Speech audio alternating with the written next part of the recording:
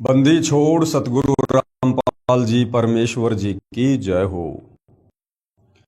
परम पिता परमात्मा सारी सृष्टि के रचनहार कुल मालिक असंख्य ब्रह्मांडों के स्वामी जगत गुरु तीनों लोकों में प्रवेश करके सब पोषण ले राजा नाथों के नाथ देवों के देव महादेव सर्वेश्वर महेश्वर मृत्युंजय अजरो अमर आदि अनादि सनातनी प्रभु जगत पिता जगदीश्वर श्री श्री 1008 की उपाधि के वास्तविक अधिकारी अकाल मूरत शब्द स्वरूपी राम वासुदेव सर्वगतम ब्रह्म परम पूज्य प्रथम पूज्य परम संत परम पुरुष परम धनी परम दयालु सत्य कबीर हक्का कबीर अल्लाहु कबीर अल्लाहु अकबर बाखबर अल्लाह ताला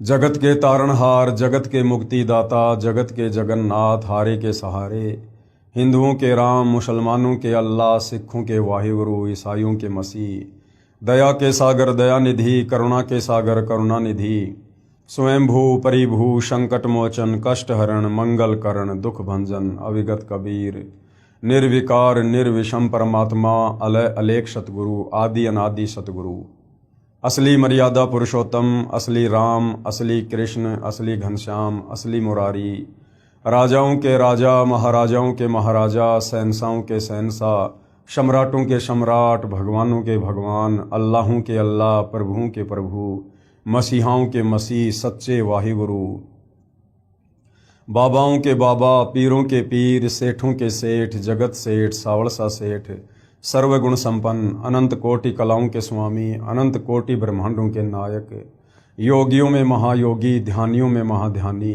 सिद्धों में परम सिद्ध ज्ञानियों में तत्वज्ञानी ब्रह्म ज्ञानी महाज्ञानी परम ज्ञानी सर्वश्रेष्ठ ज्ञानी विज्ञानी युवा कबीर समरथ कबीर असमवात अमित ओजा सच्चे रहनुमा करीम अल्लाह सुभान अल्लाह दुनिया के अंतिम पैगंबर 8 सितंबर 1951 से गांव धनाना जिला सोनीपत हरियाणा भारतवर्ष की पावन भूमि पे प्रकट रियल कल की भगवान श्री नारायण साकार हरि श्री बाबा साहेब नूर अनंत परमात्मा सच्चे दरवेश सच्चे बाखबर संत श्रोमणी सतगुरु रामपाल जी परमेश्वर जी के चरण कमल में आप और हम सभी भाई बहनों का अनंत कोटि दंडवत प्रणाम।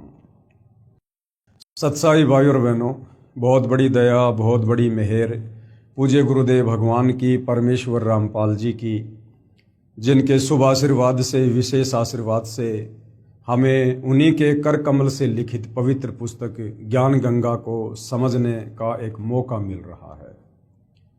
ये पवित्र पुस्तक ज्ञान गंगा परमेश्वर रामपाल जी के वचनों का सत्संगों का संग्रह है।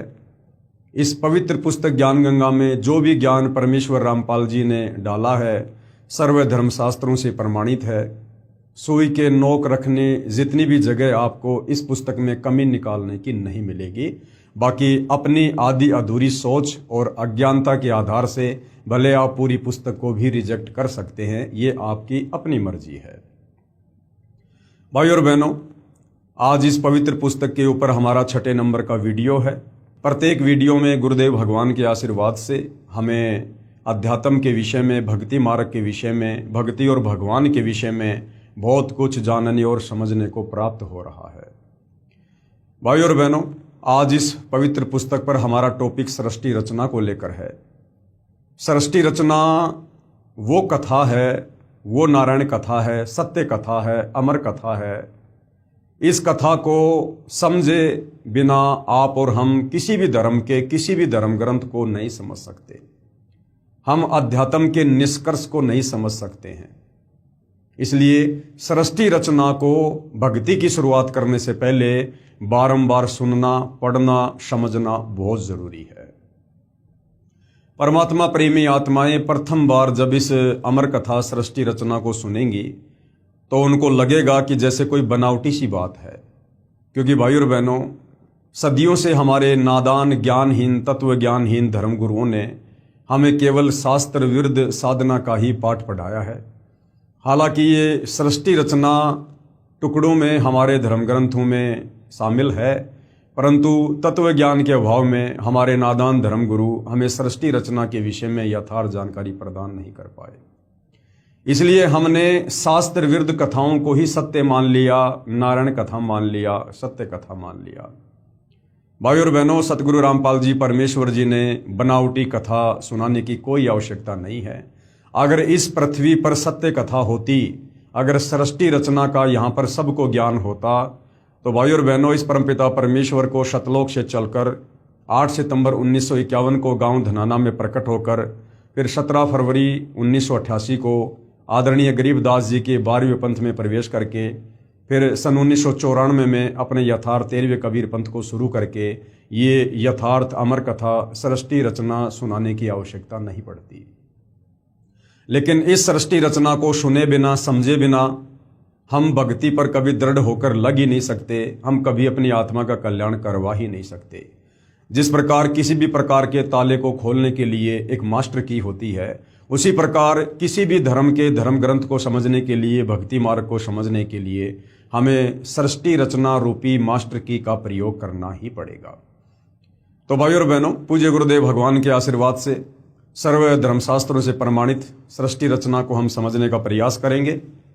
आप सभी भाई बहनों ने बहुत ही धैर्य के साथ और निष्पक्ष होकर इस सृष्टि रचना को सुनना है।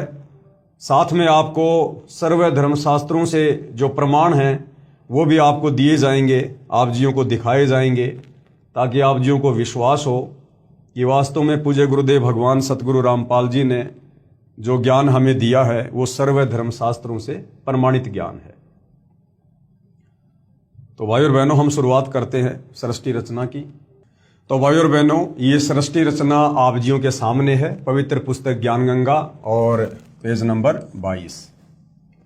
संपूर्ण सृष्टि रचना, सूक्ष्म वेद से निष्कर्ष रूप सृष्टि रचना का वर्णन। यानी ये जो सृष्टि रचना है कि परमात्मा कौन है, कैसा है, कहाँ है, कैसा दिखाई देता है, कैसे वो मिलेगा, ये सारे ब्रह्मांड, ये ग्रह, ये चांद, सूरज, ये सारे प्राणी, ये सब किसने उत्पन्न किए, क्यों उत्पन्न किए, क्या कारण है, क्यों हम यहाँ पर जन्म ले रहे हैं, मर रहे हैं, क्यों हम यहाँ पर गधे, कुत्ते, सूअर बनकर इतने कष्ट उठा रहे हैं, ये सारी जानकारी हमें सृष्टि रचना से मिलेगी। ये सृष्टि रचना थोड़ी थोड़ी हमारे सर्व धर्मों के धर्मशास्त्रों में वर्णित है, परंतु कंप्लीट नहीं है। कंप्लीट सृष्टि रचना को बताने के लिए परमपिता परमेश्वर कबीर साहिब ने स्वयं शतलोक से चलकर गति करके इस काल के 21 ब्रह्मांड में आना पड़ता है और एक संत की भूमिका करनी पड़ती है, तत्वदर्शी संत की भूमिका करनी पड़ती है। तो परमेश्वर जी चारों युगों में आए हैं। ये कबीर परमात्मा सतयुग में सतसुकृत ऋषि के नाम से आए, त्रेता में मुनिंदर ऋषि के नाम से आए, द्वापर में करुणामय ऋषि के नाम से आए और कलयुग में कबीर नाम से आए, जो इनका वैदिक नाम है, इनका वास्तविक नाम है। और परमेश्वर ने रह रहकर आप और हमें सृष्टि रचना का ज्ञान करवाया है। इस आधार से भाई और बहनों, परमेश्वर ने 5वें वेद सूक्ष्म वेद की रचना आज से लगभग 650 साल पहले जब वे बनारस के काशी शहर में आए थे, 120 वर्ष उन्होंने रहकर लीला की थी, अपना ज्ञान समझाया था। तो बाद में आगे चलकर आदरणीय धर्मदास जी के माध्यम से परमेश्वर ने 5वें वेद सूक्ष्म वेद की रचना करवाई थी, जिसको हम कबीर सागर के नाम से जानते हैं, जिसमें कंप्लीट सृष्टि रचना परमेश्वर जी ने लिखवाई थी। लेकिन आगे चलकर काल प्रेरणा से कबीर पंथियों ने सृष्टि रचना में बहुत सारी हेरा फेरी कर दी। उसकी क्षतिपूर्ति को पूरा करने के लिए फिर से परमपिता परमेश्वर कबीर साहिब ने आदरणीय गरीबदास जी के रूप में लगभग 300 वर्ष पहले गांव छुड़ानी, जिला झज्जर, हरियाणा प्रांत में आना पड़ा और उन्होंने 24,000 वाणियों युक्त 5वें वेद सूक्ष्म वेद की एक बार फिर से रचना करवाई। तो सूक्ष्म वेद से निष्कर्ष निकालकर सतगुरु रामपाल जी परमेश्वर जी ने हमें ये सृष्टि रचना दी है, जिसे हमने बहुत ही ध्यानपूर्वक सुनना है। प्रभु प्रेमी आत्माएं प्रथम बार निम्न सृष्टि रचना को पढ़ेंगे तो ऐसे लगेगा जैसे दंत कथा हो। प्रभु प्रेमी आत्माएं, सबके लिए नहीं, सभी लोग भक्ति के अधिकारी नहीं होते हैं, मोक्ष प्राप्ति के अधिकारी नहीं होते हैं। यहां गुरुदेव ने शब्द यूज किया है कि प्रभु प्रेमी आत्माएं, जो परमात्मा प्रेमी आत्मा है, जिनको परमात्मा की प्राप्ति की चाहत सदियों से रही है, युगों से रही है, उन आत्माओं के विषय में यहाँ पर बात की जा रही है। क्योंकि परमात्मा प्रेमी आत्माएं परमात्मा की तलाश में, परमात्मा की खोज में, मंदिर में, मस्जिद में, चर्च में, गुरुद्वारों में, साधु संतों के डेरों में, आश्रमों में भटकती ही रहती हैं। और वहाँ जाने के कारण उन्हें वो अमर कथा सुनने को नहीं मिलती है, वो सत्यनारायण कथा सुनने को नहीं मिलती है। उनको तरह तरह की बनावटी बातें अध्यात्म के विषय में बताई जाती हैं, और वो आत्माएं बार बार सभी धर्मगुरुओं से एक जैसी दंत कथा सुनकर ये मान लेती हैं कि वास्तव में यही सच्चा ज्ञान होगा। और जब परमपिता परमात्मा इस धरती पर तत्वदर्शी संत के रूप में प्रकट होकर जब वास्तविक सत्यनारायण कथा सुनाते हैं, सृष्टि रचना सुनाते हैं, तो उन आत्माओं के दिलो दिमाग में जो अज्ञान घर कर चुका होता है, उस अज्ञान आधार से फिर उन आत्माओं को लगता है कि ये जो सृष्टि रचना हमें अब सुनाई जा रही है, ये हमें बनावटी सी लग रही है, इसमें हमें कोई सच्चाई नहीं लग रही है, ये तो कोई दंत कथा जैसी लग रही है, क्योंकि आज से पहले हमने कभी इस कथा को किसी भी धर्मगुरु से नहीं सुना है। तो भाई और बहनों, जिस कथा को आज से पहले हमने किसी भी धर्मगुरु से नहीं सुना है, उस सत्य कथा को सुनाने के लिए ही परमात्मा सतलोक से चलकर पृथ्वी पर आते हैं। तो प्रथम बार आप जियों को ऐसा लग सकता है कि ये तो बनावटी सी कथा है, हमने पहले कभी सुनी नहीं है।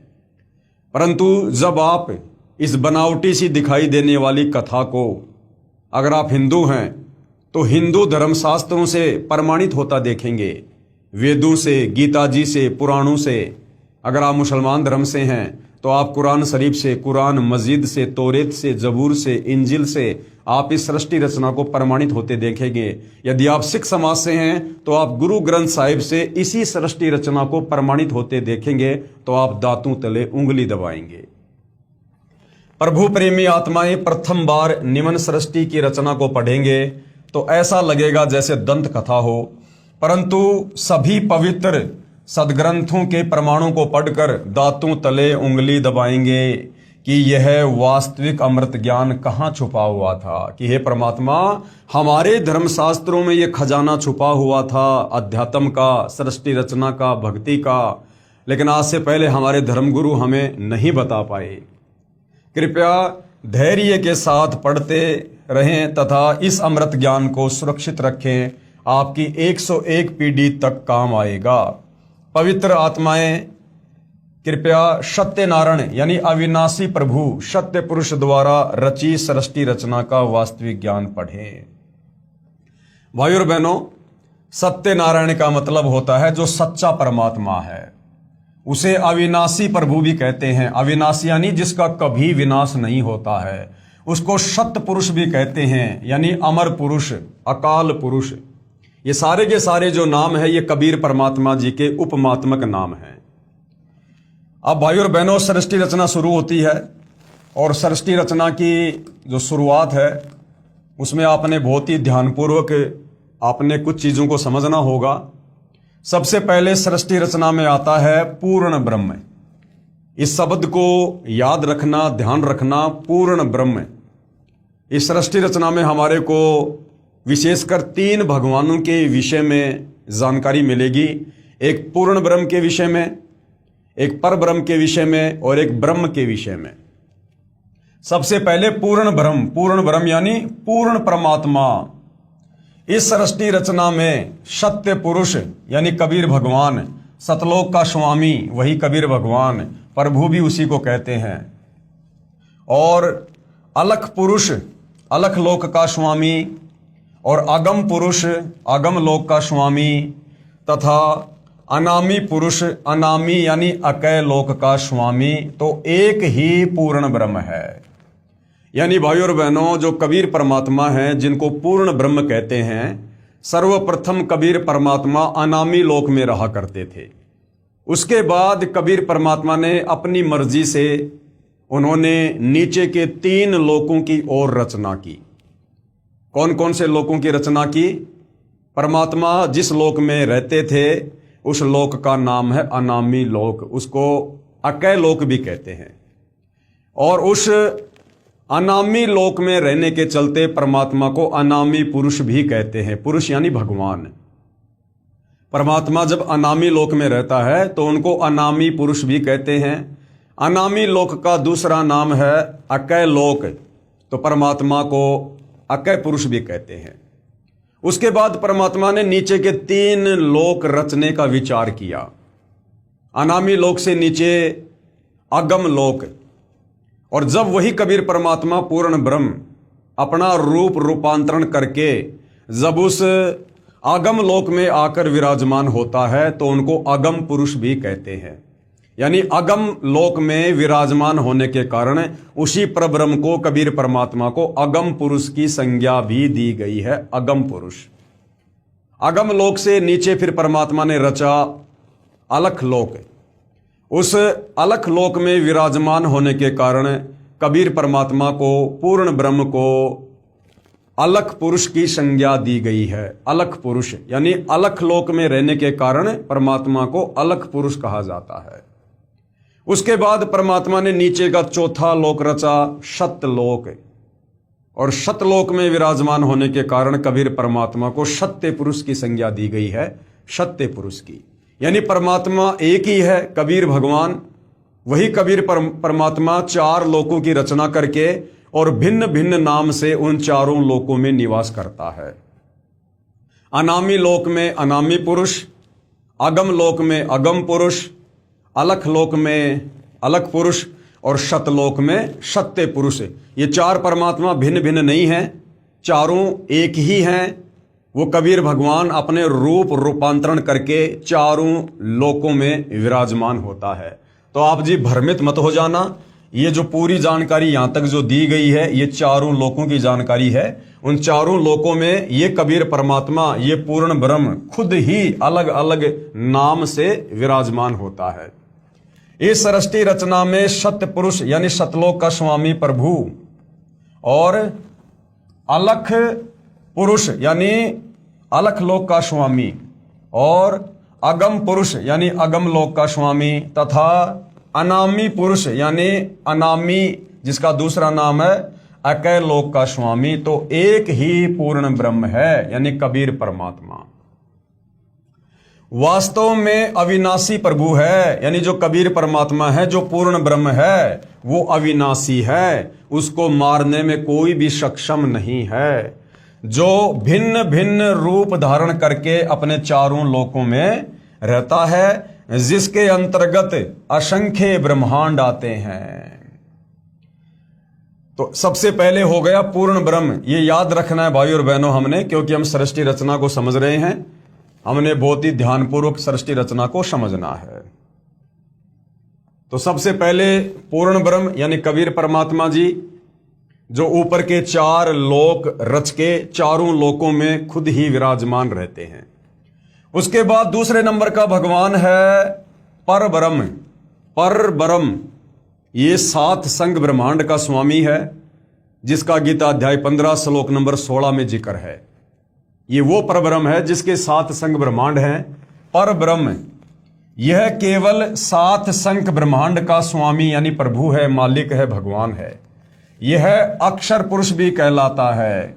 गीता अध्याय 15 श्लोक नंबर 16 में जिन 2 भगवानों का जिक्र है, क्षर पुरुष और अक्षर पुरुष, तो ये वो अक्षर पुरुष है, 7 संग ब्रह्मांड का स्वामी। परंतु यह तथा इसके ब्रह्मांड भी वास्तव में अविनाशी नहीं है। परंतु ये वास्तव में अविनाशी नहीं है, इसका भी जन्म और मृत्यु होती है। इसके 7 संग ब्रह्मांड भी उत्पत्ति और प्रलय में आते हैं। उसके बाद तीसरे नंबर का जो भगवान है वो है ब्रह्म। तीसरे नंबर का भगवान कौन है? ये ब्रह्म। ये है भाइयों और बहनों काल। इस ब्रह्म को काल भी कहते हैं। ये ब्रह्मा विष्णु महेश का पिता है, ये दुर्गा का पति है, और महाभारत के युद्ध में गीता जी का ज्ञान श्री कृष्ण जी के शरीर में प्रवेश करके इसी ब्रह्म ने दिया था। ये केवल 21 ब्रह्मांड का स्वामी है। इस ब्रह्म के पास, काल के पास केवल 21 ब्रह्मांड हैं। इसे क्षर पुरुष यानी ज्योति निरंजन तथा काल आदि उपमा से जाना जाता है। तथा इसके सर्व ब्रह्मांड नाशवान है। अर्थात 21 ब्रह्मांड भी उत्पत्ति और प्रलय में हैं। ये काल, ये क्षर पुरुष, ये भी जन्म और मरण में है। तो विशेषकर भाइयों और बहनों, यदि हमने सृष्टि रचना को समझना है तो हमने इन 3 भगवानों के विषय में पूरी जानकारी होनी चाहिए। सबसे पहले पूर्ण ब्रह्म यानी कबीर परमात्मा, दूसरे नंबर पर परब्रह्म यानी अक्षर पुरुष, और तीसरे नंबर पर ब्रह्म यानी ये काल क्षर पुरुष। उपरोक्त तीनों पुरुषों यानी भगवानों, प्रभुओं का प्रमाण पवित्र श्रीमद् भगवद गीता अध्याय 15 श्लोक नंबर 16 और 17 में भी है। इन तीनों भगवानों का जिक्र गीता जी अध्याय 15 श्लोक नंबर 16 और 17 में स्पष्ट है, आपको आगे दिखाएंगे। फिर ये चौथे नंबर का जो भगवान है, चौथे नंबर का ये है ब्रह्मा। चौथे नंबर का क्या है? ब्रह्मा। ये ब्रह्मा कौन है? ये इस ब्रह्म का बड़ा बेटा है, इस काल का बड़ा बेटा है। इस ब्रह्म यानी काल के 3 पुत्र हैं, ब्रह्मा विष्णु महेश। तो इस ब्रह्म का जो बड़ा बेटा है वो है ब्रह्मा।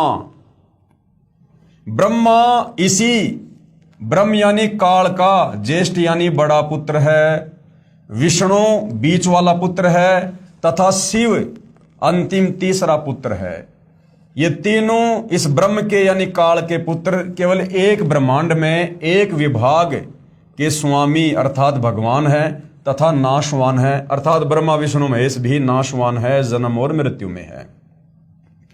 विस्तृत जानकारी के लिए कृपया पढ़ें निम्नलिखित सृष्टि रचना। तो भाइयों और बहनों, ये 4 चीजें हमने याद रखनी है, ध्यान रखनी है अगर सृष्टि रचना को समझना है तो। सबसे पहले पूर्ण ब्रह्म, फिर परब्रह्म, फिर ब्रह्म, और चौथा इस ब्रह्म का जो बेटा है यह है ब्रह्मा। अब भाइयों और बहनों, हम सृष्टि रचना को विस्तार से समझेंगे। कबीर देव, सीधा सीधा हम कहते हैं कबीर परमेश्वर। वेदों में परमेश्वर को क्या कहा है? कबीर देव, जिसको हम कबीर भगवान, कबीर साहिब कहते हैं। तो कबीर देव ने सूक्ष्म वेद अर्थात 5वां वेद अर्थात कबीर वाणी में अपने द्वारा रची सृष्टि का ज्ञान स्वयं ही बताया है, जो निम्नलिखित है। सर्वप्रथम केवल एक स्थान अनामी यानी अनामय लोक था। सबसे पहले क्या था? केवल एक स्थान था, एक ही जगह थी, एक ही धाम था, अनामी लोक, जिसको अनामे लोक भी कहते हैं, जिसको अकय लोक भी कहते हैं। कबीर परमात्मा जी वहीं रहा करते थे। सर्वप्रथम केवल एक स्थान अनामी अनामय लोक था। ना ये क्षर पुरुष था, ना ये अक्षर पुरुष था, ना ये काल था, ना काल के तीनों बेटे थे, ना ये 21 ब्रह्मांड था, ना ये चांद सितारे थे, ना ये परब्रह्म था, ना धर्मराज था, ना दुर्गा थी, कुछ नहीं था। ना सतलोक था, कुछ नहीं था। सबसे पहले केवल एक ही लोक था, जिसको अनामी यानी जिसको अनामी लोक कहो, चाहे अनामे कहो, चाहे जिसको अकय लोक कहो, जिसे अकय लोक भी कहा जाता है। अकय का मतलब है जिसके विषय में पहले कभी किसी ने ना सुना हो, अकय लोक। पूर्ण परमात्मा उस अनामी लोक में अकेला रहता था। पूर्ण परमात्मा कौन? कबीर भगवान। पूर्ण ब्रह्म उस अनामी लोक में अकेला रहता था। उस परमात्मा का वास्तविक नाम कबीर देव अर्थात कबीर परमेश्वर है। सभी आत्माएं उस पूर्ण धनी के शरीर में समाई हुई थी। आप और हम जितनी भी आत्माएं हैं, यहाँ जो गधा, कुत्ता, सुअर, मक्खी, मच्छर, 84 लाख योनियों में, ये पेड़ पौधों की योनियां, जल में रहने वाले जीव, स्त्री पुरुष, और ये जो अक्षर पुरुष है परब्रह्म, जिसके 7 संग ब्रह्मांड है, इसके लोक में जितनी भी आत्माएं हैं और शतलोक में जितनी आत्माएं हैं, हम सभी आत्माएं इसी कबीर परमात्मा के शरीर में सूक्ष्म रूप में समाई हुई थी। सभी आत्माएं उस पूर्ण धनी के शरीर में समाई हुई थी। इसी कबीर देव का उपमात्मक पदवी का नाम अनामी पुरुष है। इसी कबीर परमात्मा को अनामी लोक में रहने के कारण अनामी पुरुष यानी अनामी भगवान भी कहते हैं। पुरुष का अर्थ है प्रभु, और उस प्रभु ने मनुष्यों को अपने ही स्वरूप में बनाया है, इसलिए मानव का नाम भी पुरुष पड़ा है। जैसे हमें कह दिया जाता है ना कि पुरुष, स्त्री और पुरुष, तो हमें पुरुष क्यों कहा जाता है? वैसे तो पुरुष का मतलब है भगवान परमात्मा, लेकिन हमें भी यहां पर क्या कह दिया जाता है? पुरुष।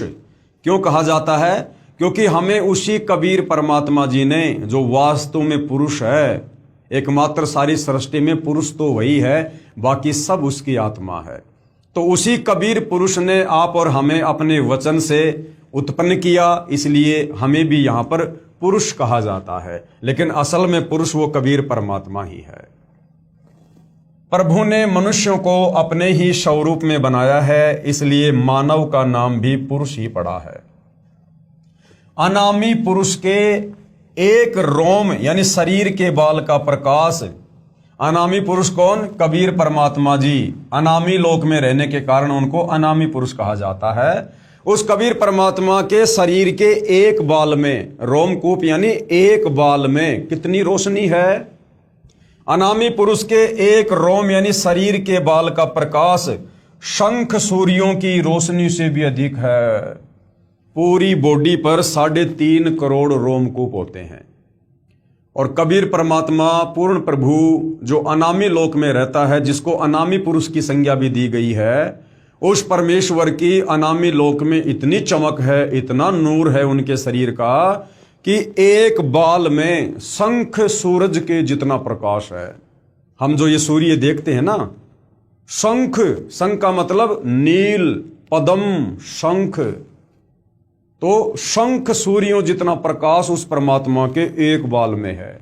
और टोटल शरीर पर 3.5 करोड़ बाल हैं, तो सोचिए परमेश्वर का नूर कितना तेज होगा अनामी लोक में।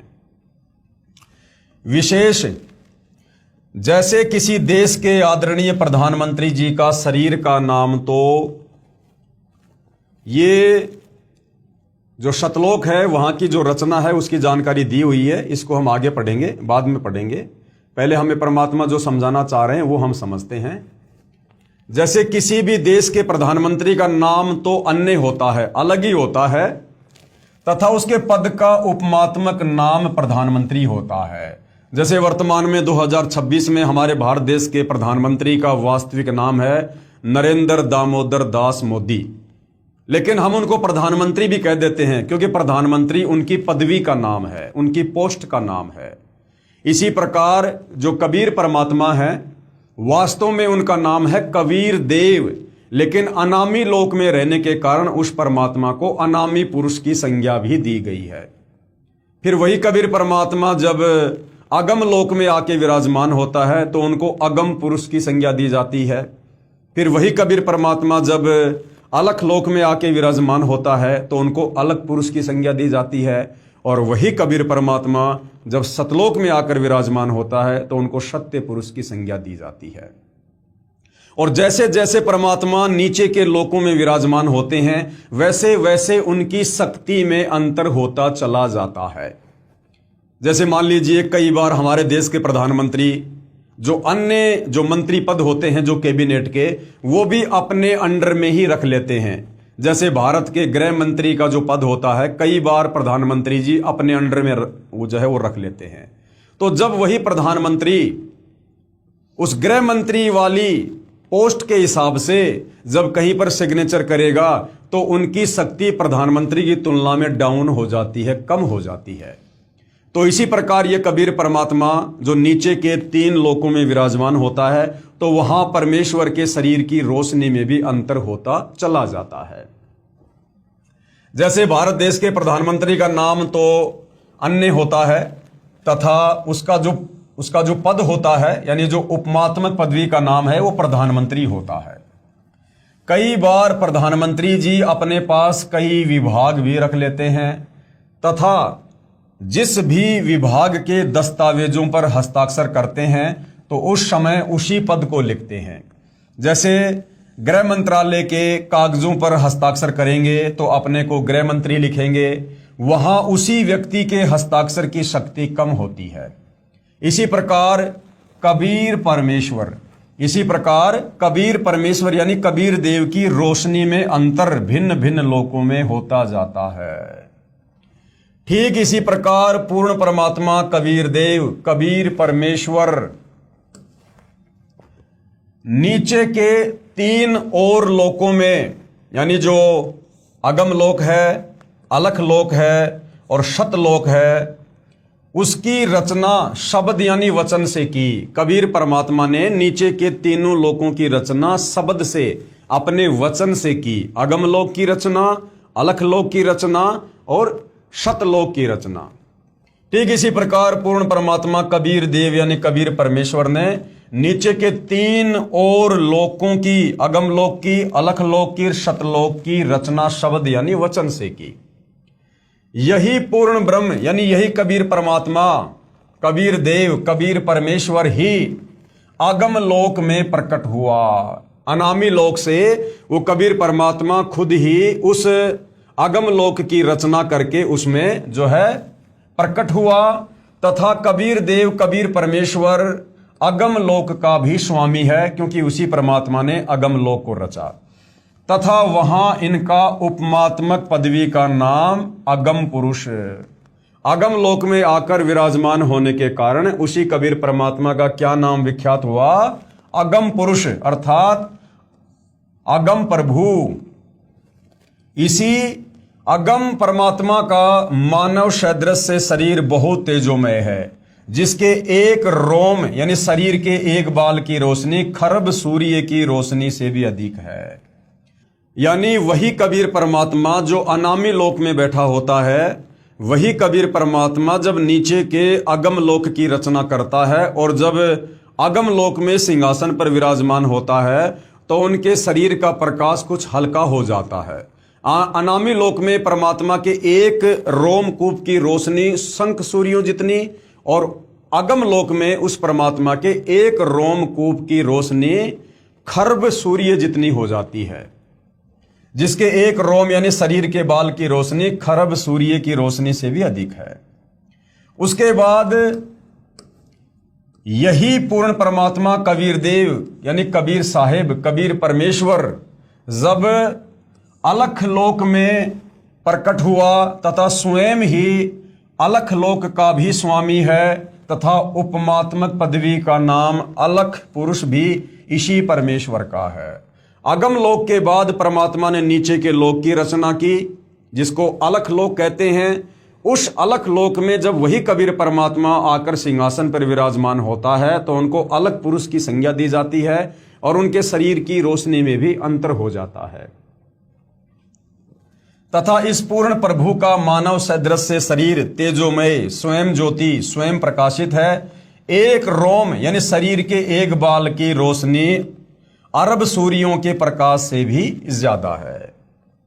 और उसके बाद जब यही कबीर परमात्मा नीचे के चौथे लोक शतलोक में आकर विराजमान होता है, यही पूर्ण प्रभु शतलोक में प्रकट हुआ तथा शतलोक का भी अधिपति यही है। इसलिए इसी का उपमात्मक पदवी का नाम सत्य पुरुष यानी अविनाशी प्रभु है।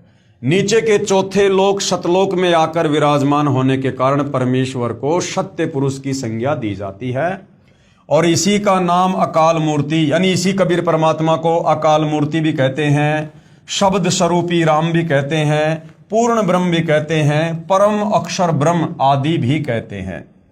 इसी सत्य पुरुष यानी कबीर देव, कबीर प्रभु का मानव सदृश से शरीर तेजोमय है, जिसके एक रोम यानी एक शरीर के बाल का प्रकाश करोड़ सूर्यों तथा इतने ही चंद्रमाओं के प्रकाश से भी अधिक है। इस कबीर देव यानी कबीर प्रभु ने सत्य पुरुष रूप में प्रकट होकर कहां? शतलोक में उसी कबीर परमात्मा ने सत्य पुरुष रूप में प्रकट होकर शतलोक में विराजमान होकर प्रथम शतलोक में अन्य रचना की। सबसे पहले परमात्मा ने शतलोक में सृष्टि की रचना की शुरुआत की। एक शब्द यानी एक वचन से 16 द्वीपों की रचना की। उस शतलोक की धरती पर परमात्मा ने एक वचन उच्चारण करके 16 द्वीप बना दिए, 16 जगह बना दी।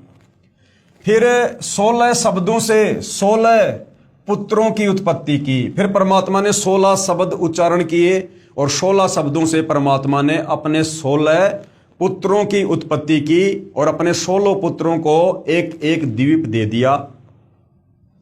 यानी एक शब्द वचन से 16 द्वीपों की रचना की, फिर 16 शब्दों से 16 पुत्रों की उत्पत्ति की, फिर एक मानसरोवर की रचना की जिसमें अमृत भरा। अमृत यानी जैसे हम यहां कहते हैं ना मीठा पानी, ऐसे वहां पर परमात्मा ने अमृत भर दिया उस मानसरोवर में। 16 पुत्रों के नाम हैं कूरम, ज्ञानी, विवेक, तेज, सहज, संतोष, श्रुति, आनंद, क्षमा, निष्काम, जलरंगी, अचिंत, प्रेम, दयाल, धैर्य और योग संतायन, जिन्हें जोग जीत भी कहा जाता है। योग जीत भी इन्हीं का नाम है। तो परमेश्वर ने 16 शब्दों से फिर 16 पुत्रों की उत्पत्ति की और सभी पुत्रों को एक एक द्वीप दे दिया। सत्य पुरुष यानी कबीर देव ने अपने पुत्र अचिंत को, अचिंत जो कि 12वें नंबर का सत्य पुरुष कबीर भगवान का बेटा है, सत्य पुरुष कबीर देव ने अपने पुत्र अचिंत को सत्य लोक की अन्य रचना का भार सौंपा कि भाई अचिंत, अब तू आगे सतलोक में सृष्टि की रचना कर, तथा शक्ति प्रदान कर दी। अचिंत ने अक्षर पुरुष यानी पर ब्रह्म की शब्द से उत्पत्ति की।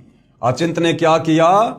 जो शक्ति परमात्मा ने दी थी उस शब्द शक्ति से अचिंत ने सृष्टि रचना में सहयोग के लिए एक आत्मा उत्पन्न की, जिसको क्या कहा जाता है? पर ब्रह्म।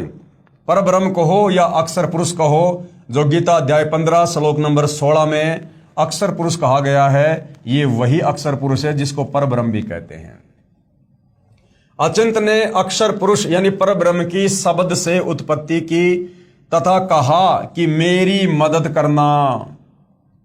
अक्षर पुरुष नहाने के लिए स्नान करने मानसरोवर पर चला गया, वहां आनंद आया तथा सो गया, लंबे समय तक बाहर नहीं आया। तब अचिंत की प्रार्थना पर अक्षर पुरुष को नींद से जगाने के लिए कबीर देव, कबीर परमेश्वर ने उसी मानसरोवर से कुछ अमृत जल लेकर एक अंडा बनाया तथा उस अंडे में एक आत्मा प्रवेश की तथा अंडे को मानसरोवर के अमृत जल में छोड़ा। जब काफी समय बीत गया तो कबीर परमात्मा जी ने अचिंत से कहा कि भाई अचिंत, आप सृष्टि रचना क्यों नहीं रच रहे?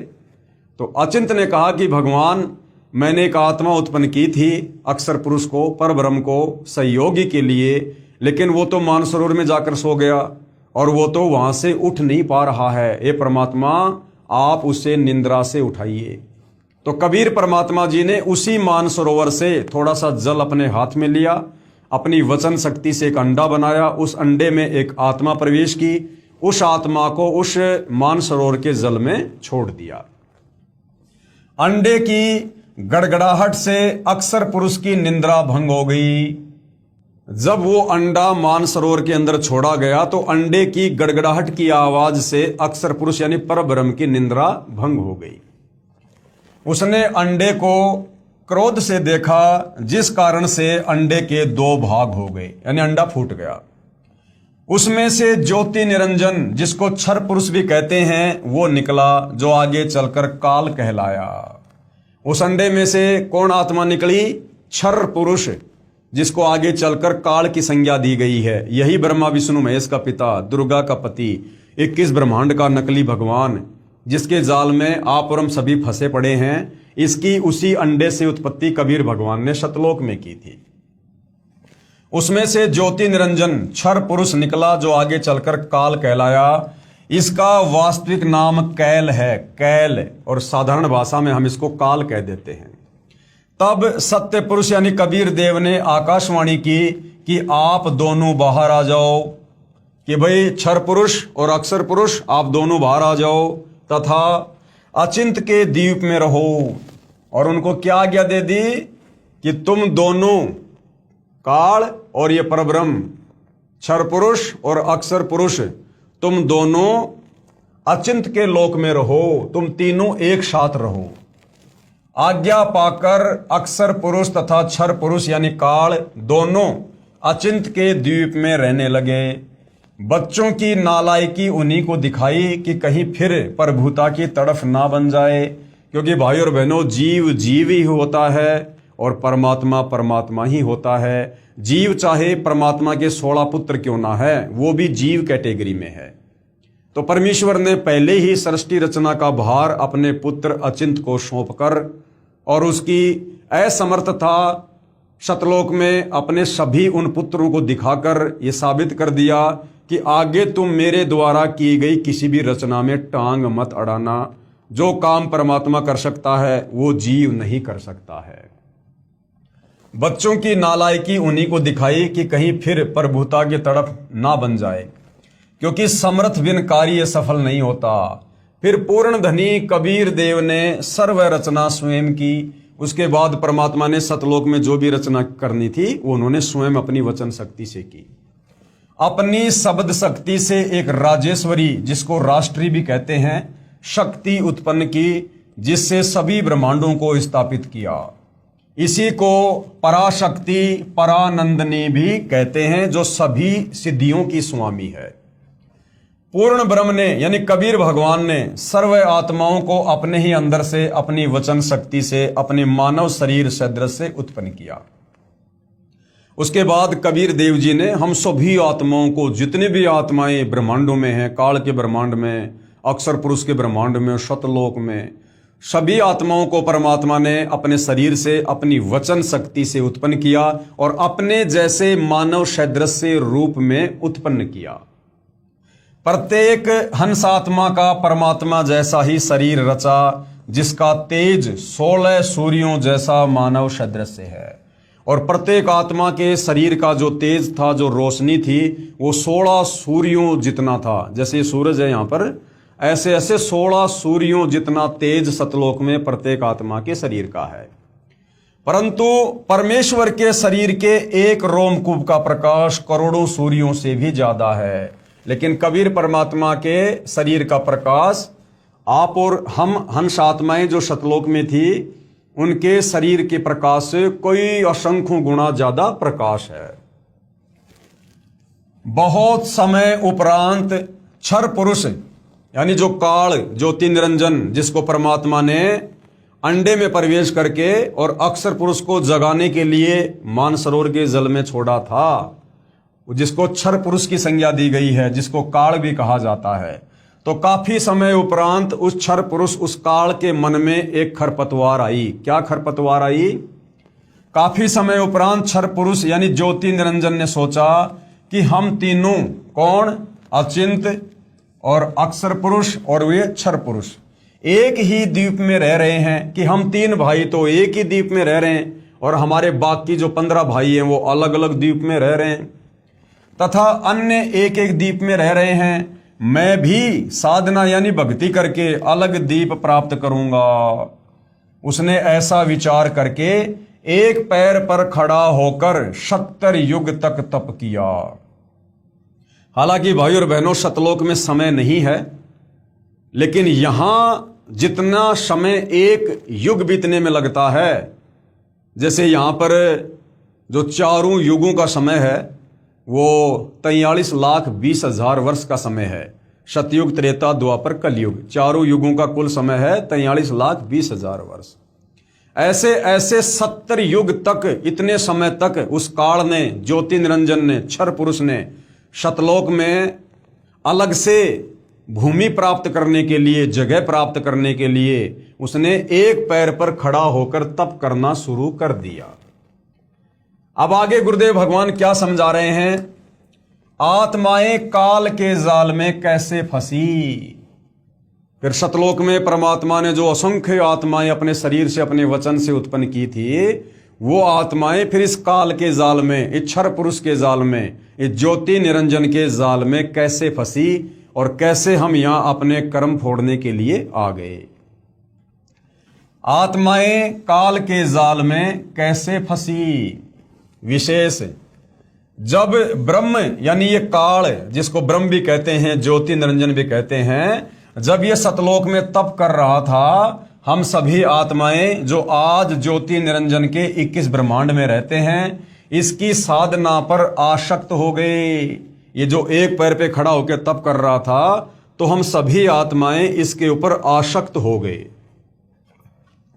तथा हृदय से इसे चाहने लगे, अपने सुखदायी प्रभु सत्य पुरुष से विमुख हो गए। यानी कबीर परमात्मा से आस्था हटा ली और हमारी आस्था इस काल में लग गई जो ये तप कर रहा था, जिस कारण से पतिव्रता पद से गिर गए। पूर्ण प्रभु ने यानी कबीर परमात्मा जी ने बार बार सावधान करने पर भी हमारी आसक्ति इच्छर पुरुष यानी काल से नहीं हटी। यही प्रभाव आज भी काल सृष्टि में विद्यमान है। जैसे नौजवान बच्चे फिल्म स्टारों यानी अभिनेताओं तथा अभिनेत्रियों की बनावटी अदाओं तथा अपने रोजगार मकसद से कर रहे भूमिका पर अति आसक्त हो जाते हैं, रोकने से भी नहीं रुकते। यदि कोई अभिनेता या अभिनेत्री निकटवर्ती शहर में आ जाए तो देखे उन नादान बच्चों की भीड़ केवल दर्शन करने के लिए बहु संख्या में एकत्रित हो जाती हैं। लेना एक न देने दो, रोजी रोटी अभिनेता कमा रहे हैं, नौजवान बच्चे लुट रहे हैं। माता पिता कितना ही समझाएं किंतु बच्चे नहीं मानते, कहीं न कहीं कभी न कभी लुक छिप कर जाते ही रहते हैं। इसी प्रकार कबीर परमात्मा जी ने हमें सतलोक में बहुत सावधान किया, बार बार आकाशवाणी की कि बच्चों ये अपने कर्म फोड़ रहा है, ये जो काल है जो तप कर रहा है ये मनमानी कर रहा है, तुम इसके ऊपर ध्यान मत दो, तुम आराम से रहो, तुम्हारे पास में किस चीज की कमी है। हम ऊपर से तो सावधान हो गए परंतु अंदर से जो चाहत थी वो हमारी काल से नहीं हटी, तो हम पतिव्रता पद से नीचे गिर गए। पूर्ण ब्रह्म कबीर देव कबीर प्रभु ने क्षर पुरुष से पूछा, उस काल से पूछा कि बोलो क्या चाहते हो, कि भैया तप क्यों कर रहा है। सत्तर के बाद परमात्मा ने पूछा कि आप क्या चाहते हो, तो उसने कहा कि पिताजी ये स्थान मेरे लिए बहुत कम है, मुझे अलग से द्वीप प्रदान करने की कृपया करें। तो हक्का कबीर यानी सत्य कबीर ने उसे 21 ब्रह्मांड प्रदान कर दिए। कितने ब्रह्मांड प्रदान कर दिए? 21 ब्रह्मांड प्रदान कर दिए।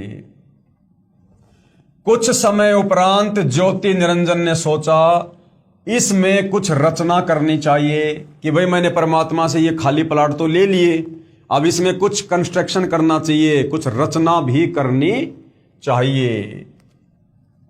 खाली ब्रह्मांड यानी प्लाट किस काम के, ये विचार करके 70 युग तप करके पूर्ण परमात्मा कबीर देव कबीर प्रभु से रचना सामग्री भी यानी उसने रचना सामग्री की याचना की। सत्य पुरुष ने उसे 3 गुण तथा 5 तत्व प्रदान कर दिए। 3 गुण कौन से? रजगुण, सतगुण, तमगुण और 5 तत्व है अग्नि, पृथ्वी, जल, आकाश और वायु। ये 3 गुण और 5 तत्व परमात्मा जी ने उस काल को प्रदान कर दिए, जिससे ब्रह्म यानी ज्योति निरंजन ने अपने ब्रह्मांडों में कुछ रचना की। फिर सोचा कि इसमें जीव भी होने चाहिए, अकेले का दिल नहीं लगता। ये विचार करके 64 युग तक फिर तप किया। पूर्ण परमात्मा कबीर देव के पूछने पर बताया कि मुझे कुछ आत्मा दे दो, मेरा अकेले का दिल नहीं लग रहा है। तब सत्य पुरुष यानी कबीर देव कबीर परमेश्वर ने कहा कि भाई ब्रह्म, हे काल, तेरे तप के प्रतिफल में मैं तुझे और ब्रह्मांड दे सकता हूं कि तेरे को अगर और द्वीप चाहिए और ब्रह्मांड चाहिए तो ले ले, परंतु मेरी आत्माओं को किसी भी जप तप साधना के फल रूप में नहीं दे सकता। हाँ, यदि कोई अपनी इच्छा से तेरे साथ जाना चाहे तो वह जा सकता है। युवा कबीर समर्थ कबीर के वचन सुनकर ये ज्योति निरंजन ये काल हमारे पास आया। हम सभी हंसात्मा पहले से ही उस पर आसक्त थे, हम उसे चारों तरफ से घेर कर खड़े हो गए। ज्योति निरंजन ने कहा कि मैंने पिताजी से अलग 21 ब्रह्मांड प्राप्त कर लिए, वहां नाना प्रकार के रमणीय स्थल बनाए हैं। अब ये काल हमारे पास में आया और ये हमारे को भ्रमित करने लगा कि मैंने पिताजी से ऐसे ऐसे 21 ब्रह्मांड प्राप्त कर लिए हैं और इन 21 ब्रह्मांडों में मैंने 3 गुण और 5 तत्वों से बहुत ही बढ़िया बढ़िया जगह बनाई है, घूमने की फिरने की बहुत ही मनोरंजन वाली जगह बनाई है, बड़े बड़े बाग बगीचे बनाए हैं मैंने। क्या आप लोग मेरे साथ चलोगे? हम सभी हंसों ने जो आज 21 ब्रह्मांडों में परेशान हैं, यानी आज हम यहाँ कोई गधा बन रहा, कोई कुत्ता बन रहा, कोई इंसान है, कोई स्त्री है, कोई पुरुष है, कोई किन्नर है, कोई शुअर बन के गोबर खा रहा है, कोई देव देवता बन के थोड़े समय के लिए ऊपर बैठा हुआ है, हम सभी आत्माओं ने स्वीकृति दे दी। हम सभी हंसों ने जो आज 21 ब्रह्मांडों में परेशान है, कहा कि हम तैयार हैं, यदि पिताजी आज्ञा दें तब क्षर पुरुष पूर्ण ब्रह्म कबीर देव के पास गया तथा सर्व वार्ता कही। तब कबीर अग्नि, यानी वेदों में परमात्मा को कबीर अग्नि भी कहा गया है, तब कबीर अग्नि अर्थात कबीर परमेश्वर ने कहा कि मेरे सामने स्वीकृति देने वाले को आज्ञा दूंगा। अब ये काल इसने क्या किया, ये कबीर परमात्मा जी के पास में गया और कहा कि परमात्मा जी, बहुत सारी आत्माएं हैं जो मेरे साथ 21 ब्रह्मांडों में जाना चाहती हैं। तो कबीर परमेश्वर ने कहा, भाई अगर वो आत्माएं मेरे सामने स्वीकृति दे देंगी तो मैं उनको तेरे साथ में भेज सकता हूं। क्षर पुरुष यानी ये काल तथा परम अक्षर पुरुष यानी कबीर परमात्मा, जिनको कबीर अमित ओझा भी कहा गया है, यानी जिसकी शक्ति का कोई वार पार नहीं, वह कबीर दोनों हम सभी हंस आत्माओं के पास आए। कौन? क्षर पुरुष और परम अक्षर पुरुष, ये काल और कबीर परमात्मा दोनों हम सभी हंस आत्माओं के पास आए। और सत्य कबीर देव ने कहा कि जो हंस आत्मा इस ब्रह्म के साथ जाना चाहता है, हाथ ऊपर करके स्वीकृति दे दे। अपने पिता के सामने किसी की हिम्मत नहीं हुई, किसी ने स्वीकृति नहीं दी। बहुत समय तक सन्नाटा छाया रहा। एक आत्मा ने किया, जी मैं जाना चाहता हूं।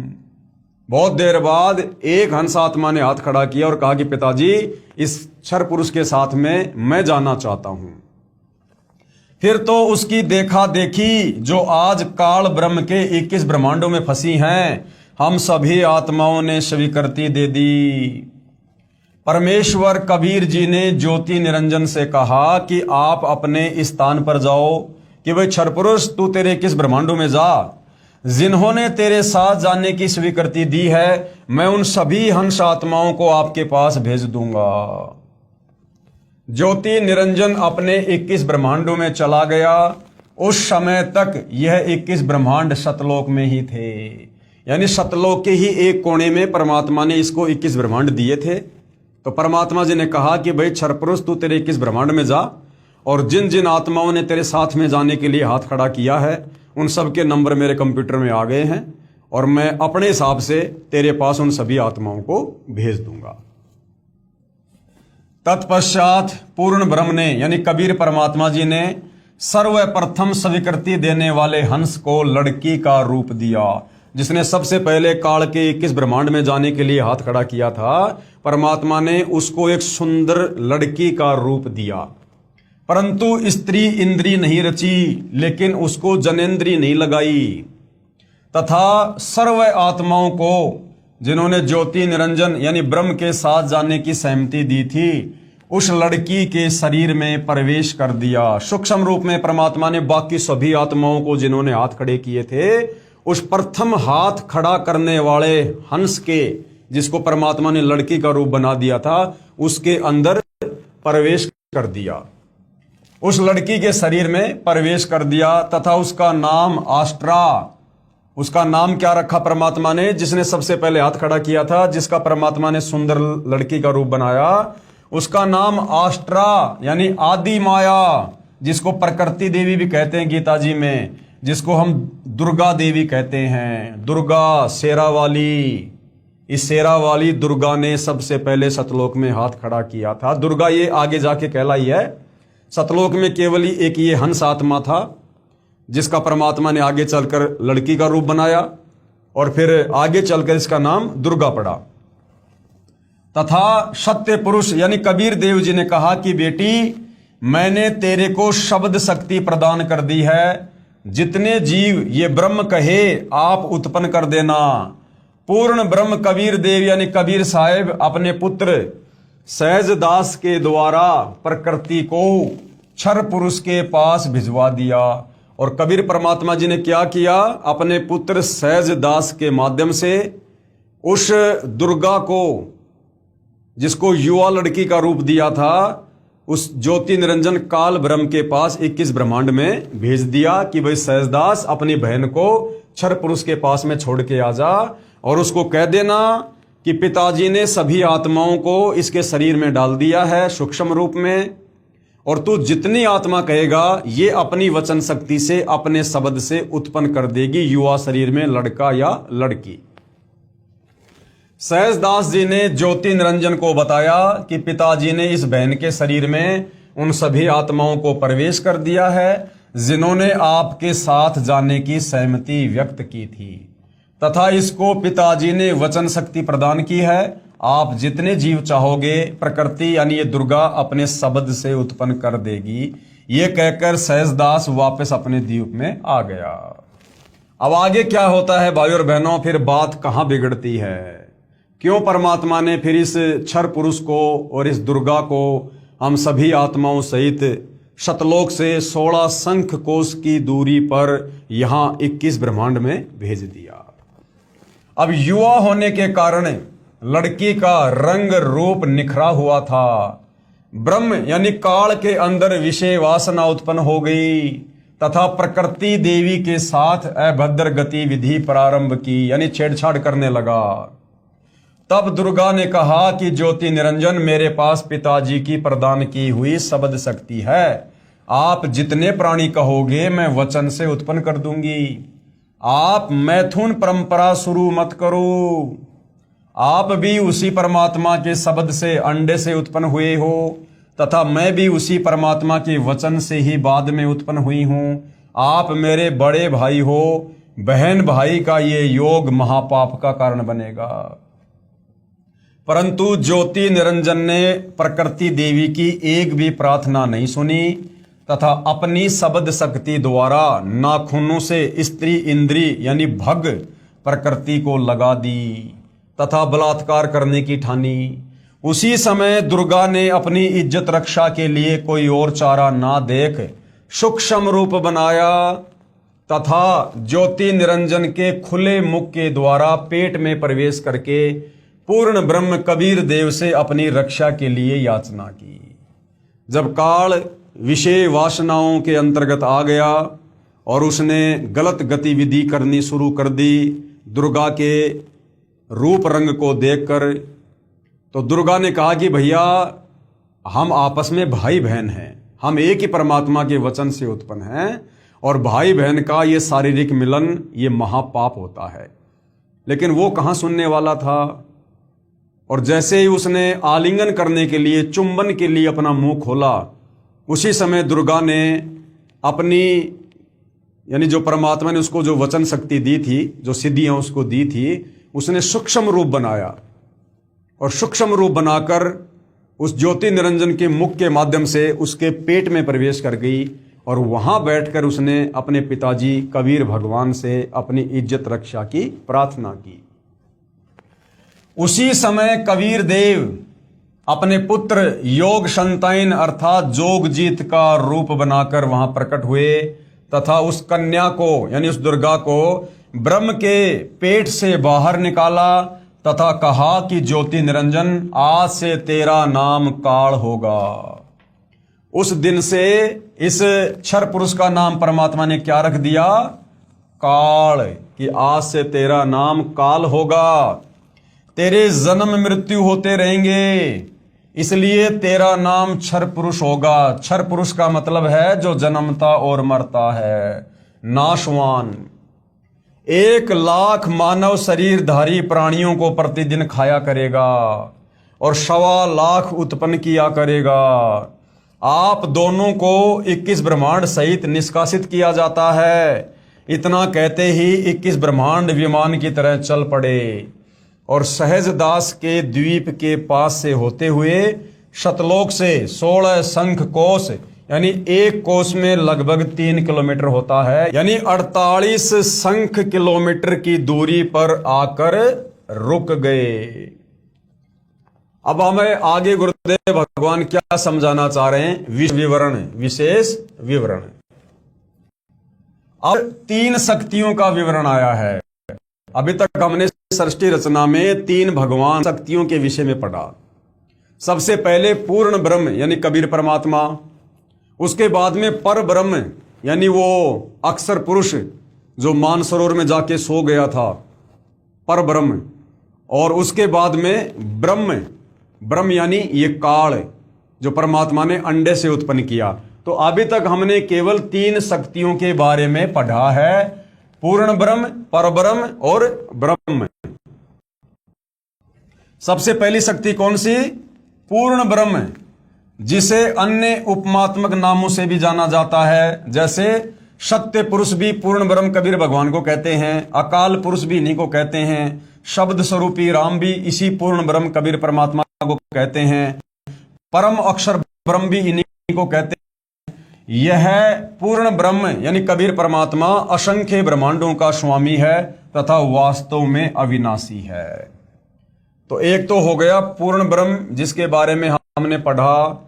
दूसरी शक्ति है पर ब्रह्म, जिसे अक्षर पुरुष भी कहा जाता है। यह वास्तव में अविनाशी नहीं है, सात संग ब्रह्मांडों का स्वामी है। और तीसरी शक्ति कौन सी है? ब्रह्म, ये काल, जिसे ज्योति निरंजन, काल, कैल, क्षर पुरुष तथा धर्मराय आदि नामों से जाना जाता है, जो केवल 21 ब्रह्मांड का स्वामी है। अब आगे इसी ब्रह्म यानी काल की सृष्टि के एक ब्रह्मांड का परिचय दिया जाएगा, जिसमें तीन और नाम आपके पढ़ने में आएंगे, ब्रह्मा, विष्णु तथा शिव। अब कबीर परमात्मा ने इसको श्राप दे दिया कि भैया आज से तेरा नाम काल होगा और तेरे जन्म और मृत्यु होंगे और तू प्रतिदिन 1 लाख मानव शरीरधारी आत्माओं को खाया करेगा और 1.25 लाख तेरे भोजन के लिए ये दुर्गा उत्पन्न किया करेगी।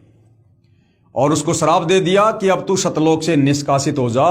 उसी समय उसके 21 ब्रह्मांड सतलोक से अलग होकर और चल पड़े एक विमान की तरह, और सतलोक से 48 शंख किलोमीटर, नील पद्म शंख 48 जो है शंख किलोमीटर यानी 16 शंख कोस की दूरी पर आकर रुक गए।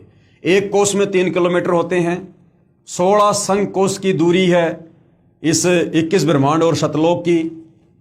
तो 48 शंख किलोमीटर दूर आकर काल के 21 ब्रह्मांड रुक गए, ठहर गए, एक जगह स्थापित हो गए। अब 21 ब्रह्मांड में हम केवल एक ब्रह्मांड के विषय में जानकारी प्राप्त करेंगे। इस काल के 21 ब्रह्मांड में हम केवल एक ब्रह्मांड के विषय में अब आगे जानकारी प्राप्त करेंगे।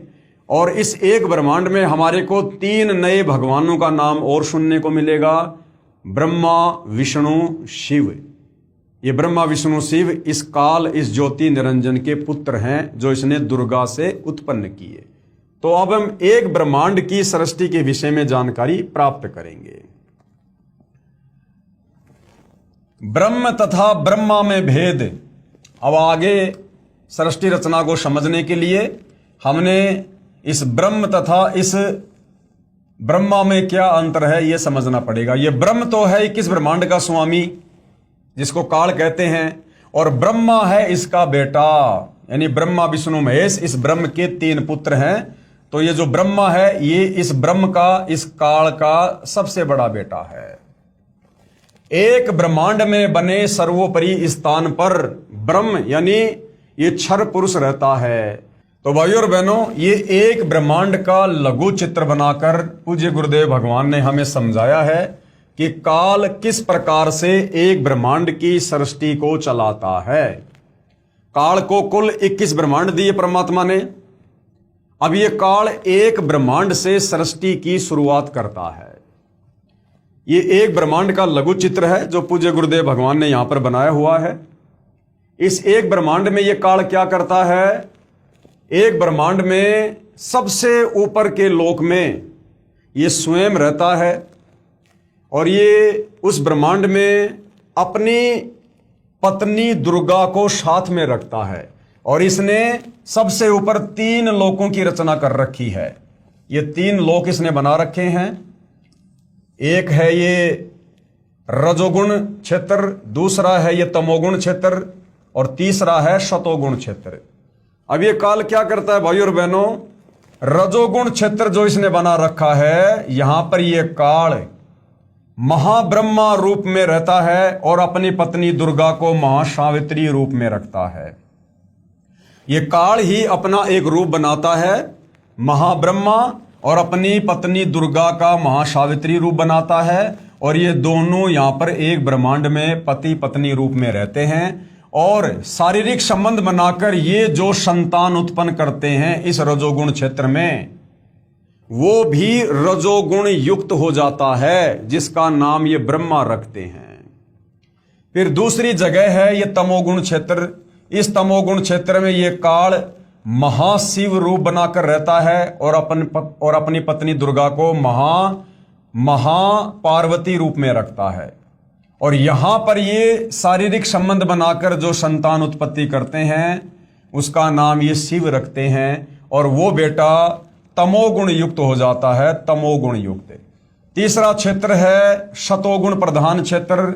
इस शतोगुण प्रधान क्षेत्र में ये काल महाविष्णु रूप बना के रहता है, अपनी पत्नी दुर्गा को महालक्ष्मी रूप में रखता है, और यहां पर शारीरिक संबंध बनाकर जो संतान ये उत्पन्न करते हैं वो शतोगुण प्रधान हो जाता है, जिसका नाम ये विष्णु रखते हैं। अर्थात एक ब्रह्मांड में ये काल और दुर्गा तीन पुत्रों की उत्पत्ति करते हैं, ब्रह्मा विष्णु महेश की, अपनी सृष्टि को चलाने के लिए। और इसी एक ब्रह्मांड में जो कबीर परमात्मा जी हैं वो भी गुप्त रूप में अपना एक लोक बनाकर रखते हैं, जिसको मिनी सतलोक कहते हैं, जिसके विषय में इस काल को जानकारी नहीं होती है। और फिर इसी एक ब्रह्मांड में नीचे भाइयों और बहनों ये दुर्गा जी का लोक है, जहां पर ये शेरा वाली रहती है, ये दुर्गा का लोक है। और फिर इसी एक ब्रह्मांड में यहां पर ये सप्तपुरी बनी हुई हैं, ये धर्मराय का लोक है, जहां बैठकर सभी जीवों का वो लेखा जोखा करता है। और इसी एक ब्रह्मांड में इस काल में हमें धोखा देने के लिए ये नकली अनामी लोक बना रखा है, नकली अगम लोक बना रखा है, नकली अलख लोक बना रखा है और नकली शतलोक बना रखा है। फिर ये बहुत बड़ा एक समुद्र है, मीठे जल का समुद्र है ये बहुत बड़ा। फिर इसने यहां पर एक महास्वर्ग बना रखा है, और नीचे फिर जो बच्चे इसने इन तीनों जगहों पर रहकर जो इसने पैदा किए थे दुर्गा के साथ, उन तीनों बेटों को ब्रह्मा विष्णु महेश को फिर इसने एक एक लोक दे रखा है। ये विष्णु जी का लोक है, ये श्री ब्रह्मा जी का लोक है, और ये श्री शिव जी का लोक है। और ये जो है ये स्वर्ग है, ये नरक है। यहाँ पर ये देवताओं के राजा श्री इंद्र जी का लोक है। इस प्रकार यहाँ पर ये सूर्य है, ये पृथ्वी है, ये चंद्रमा है, और नीचे फिर ये और लोक हैं एक ब्रह्मांड में, ये वितल, महातल, अतल, सूतल, रसातल, पाताल लोक और ये तलातल, ये 7 लोक और हैं नीचे। तो एक ब्रह्मांड की ये रचना है जो इस काल बली ने की हुई है अपनी इस सृष्टि को चलाने के लिए। अब हम आगे बढ़ते हैं भाइयों और बहनों। तो हमने कहां से चैप्टर शुरू किया था? ब्रह्म तथा ब्रह्मा में भेद, यानी ये ब्रह्म काल है और ब्रह्मा इसका बेटा है। एक ब्रह्मांड में बने सर्वोपरि स्थान पर ये काल ब्रह्म क्षर पुरुष स्वयं रहता है।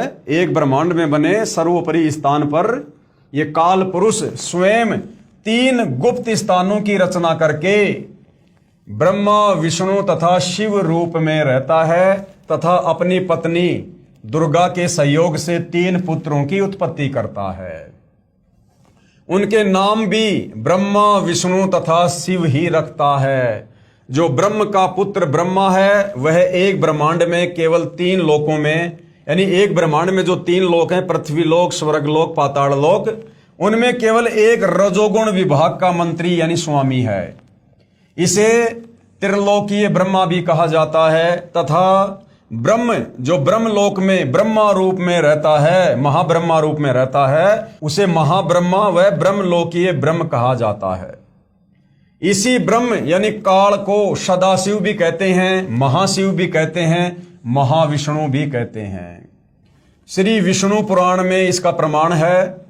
चतुर्थ अंश अध्याय 1 पेज नंबर 230 से 231 पर श्री ब्रह्मा जी ने कहा, जिस अजन्मा सर्वमय विधाता परमेश्वर का आदि मध्य अंत स्वरूप स्वभाव और सार हम नहीं जान पाते, श्लोक नंबर 83 में लिखा हुआ है। जो मेरा रूप धारण करके संसार की रचना करता है, स्थिति के समय जो पुरुष रूप है तथा जो रुद्र रूप से विश्व का ग्रास कर जाता है, अनंत रूप से संपूर्ण जगत को धारण करता है, श्लोक नंबर 86। यह प्रमाण आपको हिंदू धर्म ग्रंथों में देखने को मिलेगा। अब आगे का जो चैप्टर है भाई और बहनों, वो क्या है? श्री ब्रह्मा जी, श्री विष्णु जी व शिव जी की उत्पत्ति, यानी ये काल ब्रह्म अपनी पत्नी दुर्गा के सहयोग से किस प्रकार से श्री ब्रह्मा, श्री विष्णु और श्री शंकर जी की उत्पत्ति करता है। काल ब्रह्म ने प्रकृति यानी दुर्गा से कहा कि अब मेरा कौन क्या बिगाड़ेगा। यानी जैसे ही परमात्मा ने इसको सतलोक से बाहर निकाला, इसके 21 ब्रह्मांड 16 शंख कोश की दूरी पर आकर रुक गए। उसके बाद इस काल ने, इस ब्रह्म ने इस प्रकृति यानी दुर्गा से कहा कि अब यहां मेरा कौन क्या बिगाड़ेगा। यानी मेरे साथ में जो बुरा होना था वो तो हो चुका है, अब यहां मेरा कौन क्या बिगाड़ेगा, यहां का राजा मैं हूं, अब मैं तेरे साथ में मनमानी करूंगा, जबरदस्ती करूंगा। काल यानी ब्रह्म ने दुर्गा यानी प्रकृति से कहा कि अब मेरा कौन क्या बिगाड़ेगा, मनमानी करूंगा। प्रकृति ने फिर प्रार्थना की, यानी दुर्गा ने फिर भी उससे प्रार्थना की कि आप कुछ शर्म करो, प्रथम तो आप मेरे बड़े भाई हो, क्योंकि उसी पूर्ण परमात्मा कबीर देव की वचन शक्ति से आपकी यानी ब्रह्म की अंडे से उत्पत्ति हुई तथा बाद में मेरी उत्पत्ति उसी परमेश्वर के वचन से हुई है। दूसरा, मैं आपके पेट से बाहर निकली हूं, मैं आपकी बेटी हुई तथा आप मेरे पिता हुए। इन पवित्र नातों में बिगाड़ करना महापाप होगा। मेरे पास पिता की प्रदान की हुई शब्द शक्ति है। जितने प्राणी आप कहोगे मैं वचन से उत्पन्न कर दूंगी। ज्योति निरंजन ने यानी काल ने दुर्गा की एक भी प्रार्थना नहीं सुनी तथा कहा कि मुझे जो सजा मिलनी थी मिल गई, मुझे सतलोक से निष्कासित कर दिया है, अब मनमानी करूंगा। ये कहकर काल पुरुष यानी क्षर पुरुष ने प्रकृति के साथ जबरदस्ती शादी की तथा 3 पुत्रों की उत्पत्ति की। कौन है वो 3 पुत्र? रजगुण युक्त ब्रह्मा जी, सतगुण युक्त विष्णु जी तथा तमोगुण युक्त शिव शंकर जी की उत्पत्ति की। जवान होने तक तीनों पुत्रों को दुर्गा के द्वारा अचेत करवा देता है, यानी कोमा में रखवा देता है जब तक ये तीनों जवान नहीं होते हैं।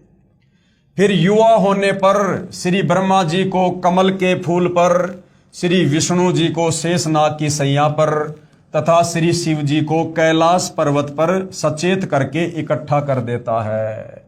तत्पश्चात प्रकृति यानी दुर्गा ने इन तीनों का विवाह कर दिया जाता है समुद्र मंथन के दौरान।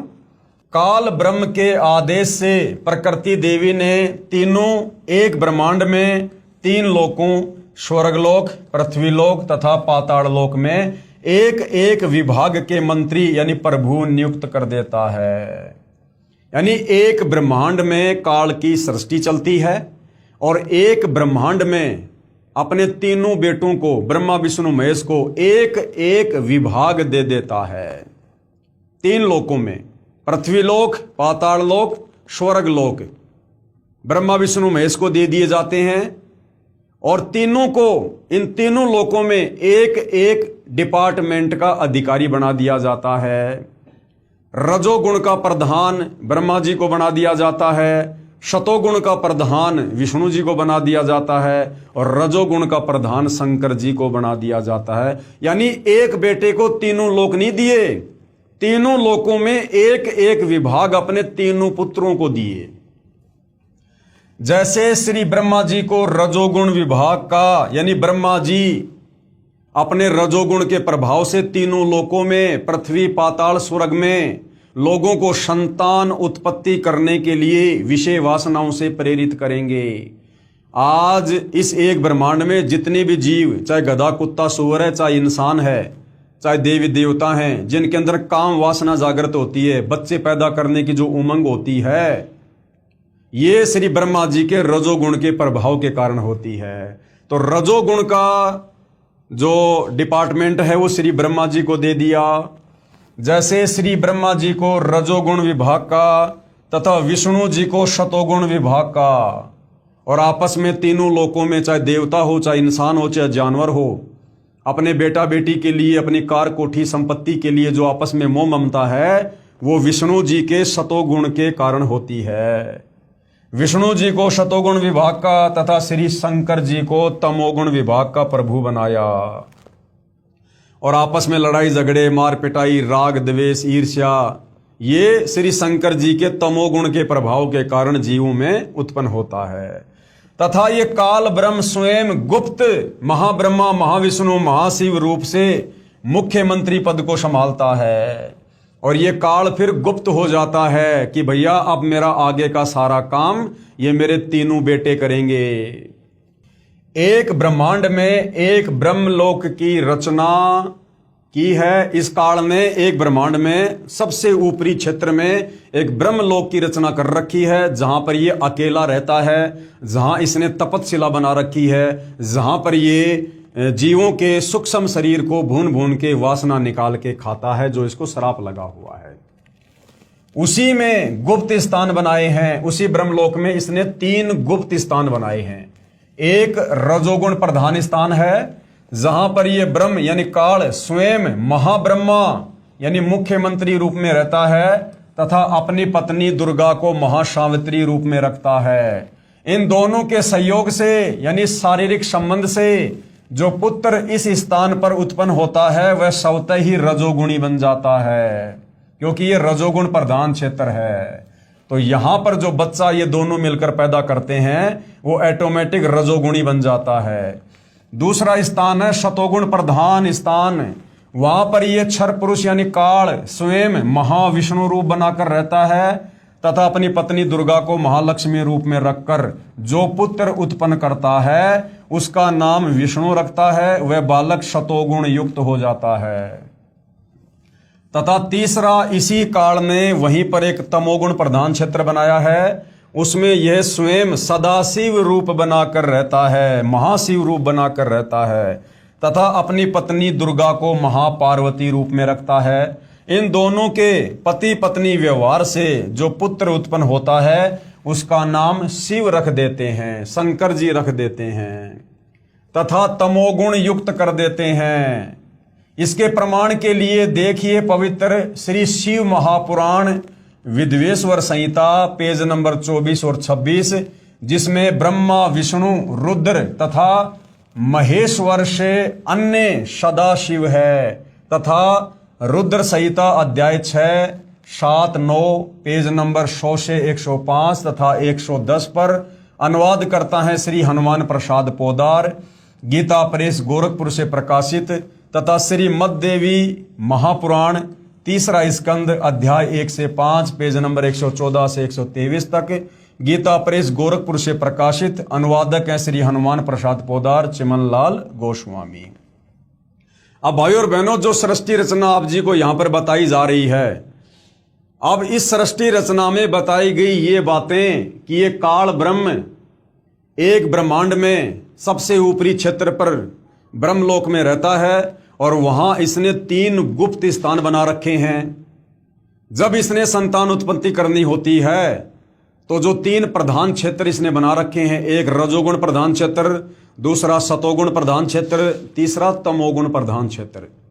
जब ये काल ब्रह्म संतान उत्पत्ति करता है, तो सर्वप्रथम ये रजोगुण प्रधान क्षेत्र में जाता है। वहां पर ये महा ब्रह्मा रूप धारण करता है, और अपनी पत्नी दुर्गा को मां सावित्री रूप में रखता है, और पति पत्नी व्यवहार करके जो संतान ये उत्पन्न करते हैं, उससे एक रजोगुणी पुत्र उत्पन्न होता है, जिसका नाम ये ब्रह्मा रखते हैं। इसी प्रकार शतोगुण प्रधान क्षेत्र में जाकर ये जो बच्चा उत्पन्न करते हैं, वो शतोगुणी हो जाता है, और तमोगुणी प्रधान क्षेत्र में जाकर जो ये संतान उत्पत्ति करते हैं वो तमोगुणी हो जाता है। यानी ब्रह्मा विष्णु महेश की इस प्रकार से उत्पत्ति होती है। तो ब्रह्मा विष्णु महेश से न्यारा रहता है ये उन प्रधान क्षेत्रों में, जिसको हमारे शास्त्रों में सदाशिव भी कहा है, महाशिव भी कहा है। अब इसका प्रमाण हमारे हिंदू धर्म ग्रंथों में कहाँ है, इसके लिए भाई और बहनों छोटा सा सत्संग परम पूज्य परमेश्वर सतगुरु रामपाल जी के मुख कमल से सुनिएगा। एक बार श्री ब्रह्मा जी और श्री विष्णु जी का आपस में झगड़ा हो गया, युद्ध हो गया। किस बात पे? ब्रह्मा जी कहता मैं तेरा पिता, विष्णु जी कहता मैं तेरा बाप। लट्ठम लट्ठा युद्ध हो गया शुरू। तो इस काल ने, इनके पिता ने, जो कहता मैं इनसे अलग रहता हूं, ये गुप्त रहता है, इसने ऊपर से एक स्तंभ छोड़ दिया, पिलर, लिंग पिलर का सफेद, इनके दोनों के बीच में खड़ा कर दिया एकदम, और बहुत लंबा चौड़ा, ऊपर तक लंबाई बहुत ज्यादा उसकी। इन्हें युद्ध बंद कर दिया, उसका और छोर खोजन में लग गए। फिर ये स्वयं आ गया अपने पुत्र शिव का रूप धारण करके, शिव रूप में। फिर इनको ज्ञान देने लगा।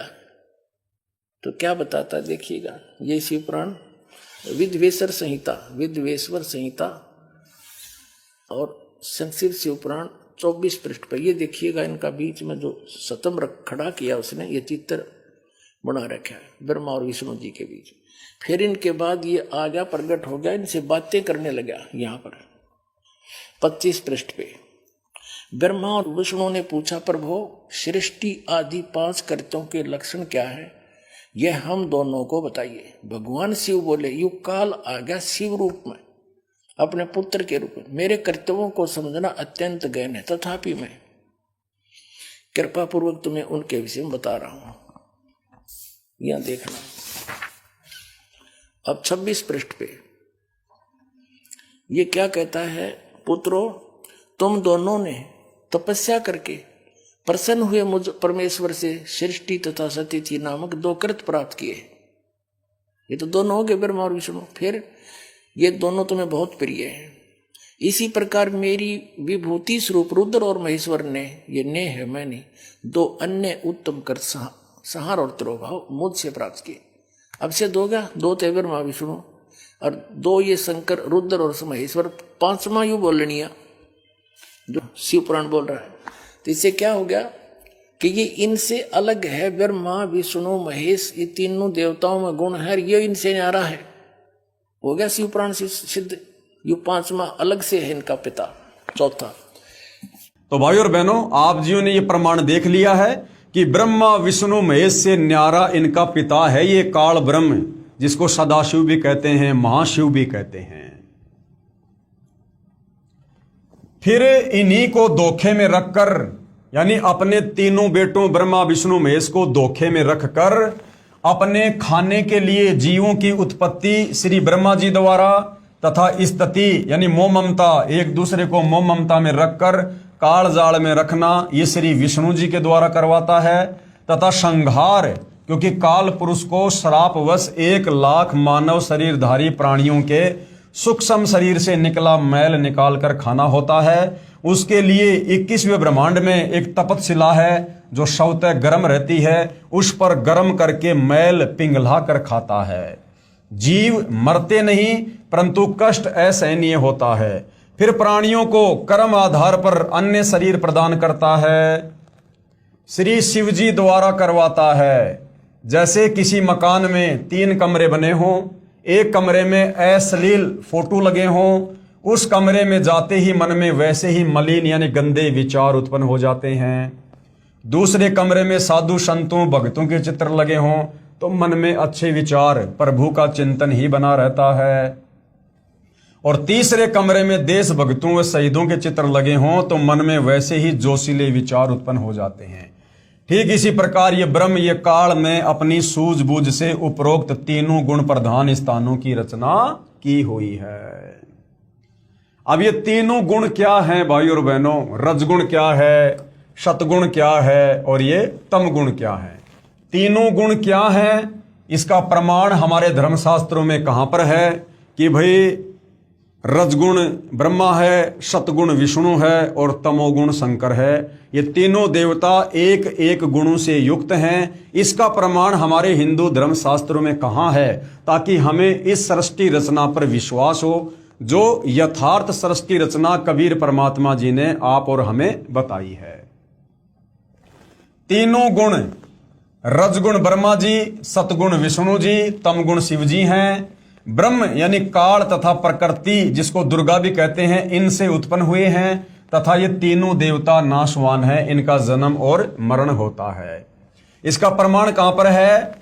गीता प्रेस गोरखपुर से प्रकाशित श्री शिव महापुराण, जिसके संपादक हैं श्री हनुमान प्रसाद पोदार, पेज नंबर 24 से 26, विद्वेश्वर संहिता तथा पेज नंबर 110, अध्याय 9 रुद्र संहिता। इस प्रकार ब्रह्मा विष्णु तथा शिव तीनों देवताओं में गुण है, परंतु शिव यानी ये ब्रह्म काल, ये गुणातीत है। यानी इसने तीनों गुण अपने तीनों पुत्रों के अंदर डाल दिए और ये खुद इनसे अलग रहता है, इसलिए इसको गुणातीत कहते हैं। तो भाइयों और बहनों, इसका जो प्रमाण है कि तीनों गुण क्या हैं, ये जब तक आप देखेंगे नहीं, आपको विश्वास नहीं होगा। तो हमारे हिंदू धर्म ग्रंथों में ये सारा प्रमाण है। तो आप जी परम पूज्य परमेश्वर सतगुरु रामपाल जी के मुख कमल से सुनिएगा और देखिएगा, ताकि आपको सृष्टि रचना पर विश्वास हो सके। सुनिएगा। अपने सदग्रंथों में श्री शिव पुराण गीता प्रेस गोरखपुर से प्रकाशित है। इसके संपादक कौन है? हनुमान प्रसाद पोदार।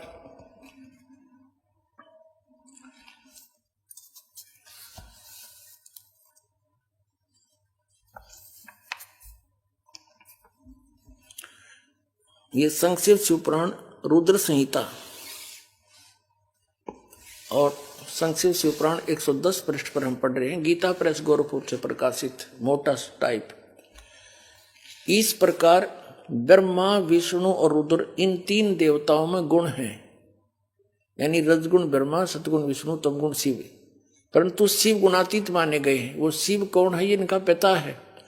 ये वास्तविक रूप में नहीं आता, किसी कभी ब्रह्मा के रूप में आ जाता, कहीं विष्णु के रूप में। शिव पुराण में ये शिव के रूप में आया, जिस कारण से इसकी महिमा अलग से बनाई। अब इस कंसेप्ट को और क्लियर करते हैं कि इनसे अलग है उनका पिता। उसके बाद भाइयों और बहनों, दूसरा प्रमाण गीता प्रेस गोरखपुर से प्रकाशित श्रीमद देवी भागवत पुराण, जिसके संपादक है श्री हनुमान प्रसाद पोदार, चिमनलाल गोस्वामी। इसका तीसरा स्कंद है, अध्याय 5 है, पेज नंबर 123 है। इसमें भगवान विष्णु ने दुर्गा की स्तुति की और कहा कि मैं विष्णु, ब्रह्मा तथा शंकर तुम्हारी कृपा से विद्यमान हैं, कि हम तो आप दुर्गा माता की कृपा से विद्यमान हैं तीनों देवता। हमारा तो आविर्भाव यानी जन्म होता है तथा तिरोभाव यानी मृत्यु होती है। ब्रह्मा विष्णु महेश अपनी माता दुर्गा से कह रहे हैं कि हम तो तुम्हारे से उत्पन्न हैं और हमारा तो जन्म और मृत्यु होती है। हम नित्य यानी अविनाशी नहीं है, तुम ही नित्य हो। यानी जितना ज्ञान ब्रह्मा विष्णु महेश को है, उस आधार से वो कह रहे हैं कि तुम ही नित्य हो, अविनाशी हो, जगत जननी हो, प्रकृति और सनातनी देवी हो। तब भगवान शंकर ने कहा, यदि भगवान ब्रह्मा तथा भगवान विष्णु तुम्ही से उत्पन्न हुए हैं, तो उसके बाद उत्पन्न होने वाला मैं तमोगुणी लीला करने वाला शंकर क्या तुम्हारी संतान नहीं हुआ? अर्थात मुझे भी उत्पन्न करने वाली तुम ही हो। इस संसार की सृष्टि स्थिति संहार में तुम्हारे गुण सदा सर्वदा हैं। इन्हीं तीनों गुणों से उत्पन्न हम ब्रह्मा विष्णु तथा शंकर नियमानुसार कार्य में तत्पर रहते हैं। अब भाइयों और बहनों, इसका प्रमाण हमारे धर्मशास्त्र में है, जिसका रेफरेंस आपको यहां पर दिया गया है। गीता प्रेस गोरखपुर से प्रकाशित श्रीमद देवी भागवत पुराण, इसमें साफ साफ लिखा हुआ है, ये तीनों देवता ब्रह्मा विष्णु महेश दुर्गा को अपनी माताजी कह रहे हैं और कह रहे हैं कि हम तो तुम्हारी आज्ञा से, तुम्हारी शक्ति से ये सारा कार्य कर रहे हैं और हम नित्य नहीं है, अविनाशी नहीं है, हमारा तो जन्म और मरण होता है। तो भाइयों और बहनों, एक बार ये प्रमाण भी आप जी पूज्य गुरुदेव सतगुरु रामपाल जी के मुख कमल से सुन लीजिएगा। अब देखिएगा, श्रीमद देवी भागवत यानी देवी पुराण गीता प्रेस गोरखपुर से प्रकाशित है। ये संपादक है हनुमान प्रसाद पोदार, चिमनलाल गोस्वामी। ये कहाँ से छपे हैं? प्रकाशक एवं मुद्रक है गीता प्रेस गोरखपुर, गोविंद भवन कार्यालय कोलकाता का संस्थान, ये यहाँ से छपा है। 123 पृष्ठ पे ये तीसरा स्कंद। यहाँ पर भगवान विष्णु अपनी माता दुर्गा की महिमा स्तुति कर रहे हैं। तुम शुद्ध स्वरूपा हो, यह सारा संसार तुम्ही से उद्भासित हो रहा है। मैं ब्रह्मा और शंकर हम सभी तुम्हारी कृपा से विद्यमान है। हमारा आविर्भाव जन्म, आविर्भाव माने जन्म, तिरोभाव माने मृत्यु हुआ करता है। केवल तुम ही नित्य हो, जगत जननी हो, प्रकृति और सनातनी देवी हो। प्रकृति दुर्गा को कहते हैं, ये स्पष्ट लिखा है। भगवान शंकर बोले, देवी यदि महाभाग विष्णु तुम्ही से प्रकट हुए हैं, उनके बाद उत्पन्न होने वाले ब्रह्मा भी तुम्हारी बालक हुए, फिर तमोगुणी लीला करने वाला शंकर क्या मैं तुम्हारी संतान नहीं हुआ? अर्थात मुझे भी उत्पन्न करने वाली तुम ही हो। शिवे, संपूर्ण संसार की सृष्टि करने में तुम बड़ी चतुर हो। इस संसार की सृष्टि, स्थिति और संहार में तुम्हारे गुण सदा समर्थ हैं। उन्हीं तीनों गुणों से उत्पन्न हम ब्रह्मा, विष्णु एवं शंकर नियमानुसार कार्य में तत्पर रहते हैं। तो भाइयों और बहनों, ये आपने देख लिया है सारा प्रमाण, जिसमें कहा गया है कि हे मात, ब्रह्मा, मैं तथा शिव, यानी विष्णु अपनी माता की स्तुति कर रहा है दुर्गा की, और कह रहा है कि हे माता, ब्रह्मा, मैं यानी विष्णु तथा शिव तुम्हारे ही प्रभाव से जन्मवान हैं। हम नित्य नहीं है, यानी अविनाशी नहीं है, अर्थात हम अविनाशी नहीं है। फिर अन्य इंद्रादि दूसरे देवता किस प्रकार नित्य हो सकते हैं? कि माताजी, जब हम ब्रह्मा विष्णु महेश ही जन्म और मर रहे हैं, अविनाशी नहीं है, तो हमारे नीचे फिर ये 33 करोड़ देवी देवता, ये देवताओं का राजा इंद्र, फिर ये कैसे अविनाशी हो सकता है? तुम ही अविनाशी हो, प्रकृति तथा सनातनी देवी हो। पेज नंबर 11-12, अध्याय 5, श्लोक 8। यदि दया द्रमना न सदा अंबिके, कथा अहम वीत च तमोगुण कमल जय, रजोगुण संभव सुविहित किमु शतोगुण हरि। जो अभी आप जी ने पढ़ा गुरुदेव भगवान के मुख कमल से। भगवान शंकर बोले, हे माता, यदि हमारे ऊपर आप दया युक्त हो तो मुझे तमोगुण क्यों बना दिया? और कमल से उत्पन्न ब्रह्मा को रजोगुण किस लिए बनाया? तथा विष्णु को शतोगुण क्यों बना दिया? अर्थात हम तीनों देवताओं को एक एक गुण युक्त करके हमें भयंकर रोगी क्यों बना दिया? हमें ऐसे भयंकर कार्य में क्यों लगा दिया? यदि आप वास्तव में हमारे ऊपर प्रसन्न हो तो। अर्थात जीवों के जन्म मरण रूपी दुष्कर्म में क्यों लगाया? लेकिन भाई और बहनों, दुर्गा की मजबूरी हो गई, क्योंकि दुर्गा ने सतलोक में गलती की। अपने परमपिता परमात्मा से आस्था हटाकर इस काल पर आस्था लगा ली जब ये तप कर रहा था, और सबसे पहले इसने हाथ खड़ा कर दिया 21 ब्रह्मांड में आने के लिए। और उसके बाद काल अब इसका मिसयूज कर रहा है अपने भोजन के लिए। इस काल ने दुर्गा को डरा रखा है, यदि तूने मेरे विषय में अगर जानकारी मेरे तीनों पुत्रों को दे दी तो मेरे से बुरा कोई नहीं। तो अब ये दुर्गा भी डरती हुई अपने तीनों पुत्रों को कुछ नहीं बताती है। इसलिए दुर्गा की मजबूरी हो गई अपने तीनों बच्चों को सृष्टि रचना के विषय में जो है अंधकार में रखने की। तो ये तीनों देवता कह रहे हैं कि माता जी, यदि आप हमारी माँ हो, हमारे ऊपर प्रसन्न हो, आप हमसे प्यार करती हो, तो हमें एक एक गुण युक्त करके, यानी ब्रह्मा जी को रजोगुणी बना दिया, विष्णु जी को शतोगुणी बना दिया, शंकर को तमोगुणी बना दिया, हमें ऐसे भयंकर कार्य में क्यों लगा दिया यदि आप हमसे प्रेम करती हो तो। लेकिन भाई और बहनों, दुर्गा की मजबूरी, अगर काल की आज्ञा ना माने तो फिर काल इसको भी चैन से नहीं जीने दे। श्लोक नंबर 12 ये संस्कृत भाषा में लिखा हुआ है, इसका हिंदी अनुवाद है, अपने पति यानी पुरुष अर्थात काल भगवान के साथ सदा भोग विलास करती रहती हो, आपकी गति कोई नहीं जानता। निष्कर्ष, उपरोक्त प्रमाणों से प्रमाणित हुआ कि रजगुण ब्रह्मा, शतगुण विष्णु तथा तमगुण शिव है। ये तीनों नाशवान है, अर्थात जन्म और मरण में है तीनों देवता। और दुर्गा का पति ब्रह्म, जिसको काल कहते हैं, यह उसके साथ भोग विलास करता है। यह भी सिद्ध हुआ कि दुर्गा तथा ब्रह्म यानी काल भी साकार हैं, निराकार नहीं हैं। अब भाइयों और बहनों, आगे का जो चैप्टर है उस चैप्टर में लिखा है कि ये जो ब्रह्म है, जो काल है, काल की अव्यक्त रहने की प्रतिज्ञा। इस काल ने उसके बाद जब इसने दुर्गा के साथ में पति पत्नी व्यवहार करके अपने ऊपर के तीनों गुप्त स्थानों पर जब इसने 3 पुत्रों की उत्पत्ति कर दी, तीनों पुत्रों को एक एक गुण से युक्त कर दिया, उसके बाद भाई और बहनों इस काल ने अव्यक्त रहने की प्रतिज्ञा की। अव्यक्त यानी मैं किसी को कभी दर्शन नहीं दूंगा, अपने वास्तविक काल रूप में मैं किसी को दर्शन नहीं दूंगा। और दुर्गा को कह दिया, अब इन तीनों पुत्रों के माध्यम से तू सृष्टि का कार्यभार संभाल और मेरे लिए भोजन तैयार करवा। एक ब्रह्मांड की सृष्टि ये काल सिर्फ और सिर्फ अपने भोजन के लिए चला रहा है, केवल अपने भोजन के लिए, क्योंकि इसको परमात्मा कबीर जी ने सतलोक में श्राप दे दिया था कि तू रोजाना 1 लाख मानव शरीरधारी आत्माओं के सूक्ष्म शरीर से निकली गंध खाएगा। तो काल की मजबूरी हो गई और मजबूरी वश इसने दुर्गा से संयोग करके 3 पुत्रों की रचना की, ब्रह्मा विष्णु महेश की, और तीनों पुत्रों को एक एक गुण युक्त कर दिया। रजोगुण ब्रह्मा के माध्यम से जीवों की उत्पत्ति करवाता है, सतोगुण विष्णु के माध्यम से सबको मोह ममता में बांध के रखता है, और तमोगुण शंकर के तमोगुण प्रभाव से लोगों को संहार करवा के किसी भी कारण से, और फिर अपने ब्रह्मलोक में उनको तपस्या पर भून भून के खाता है।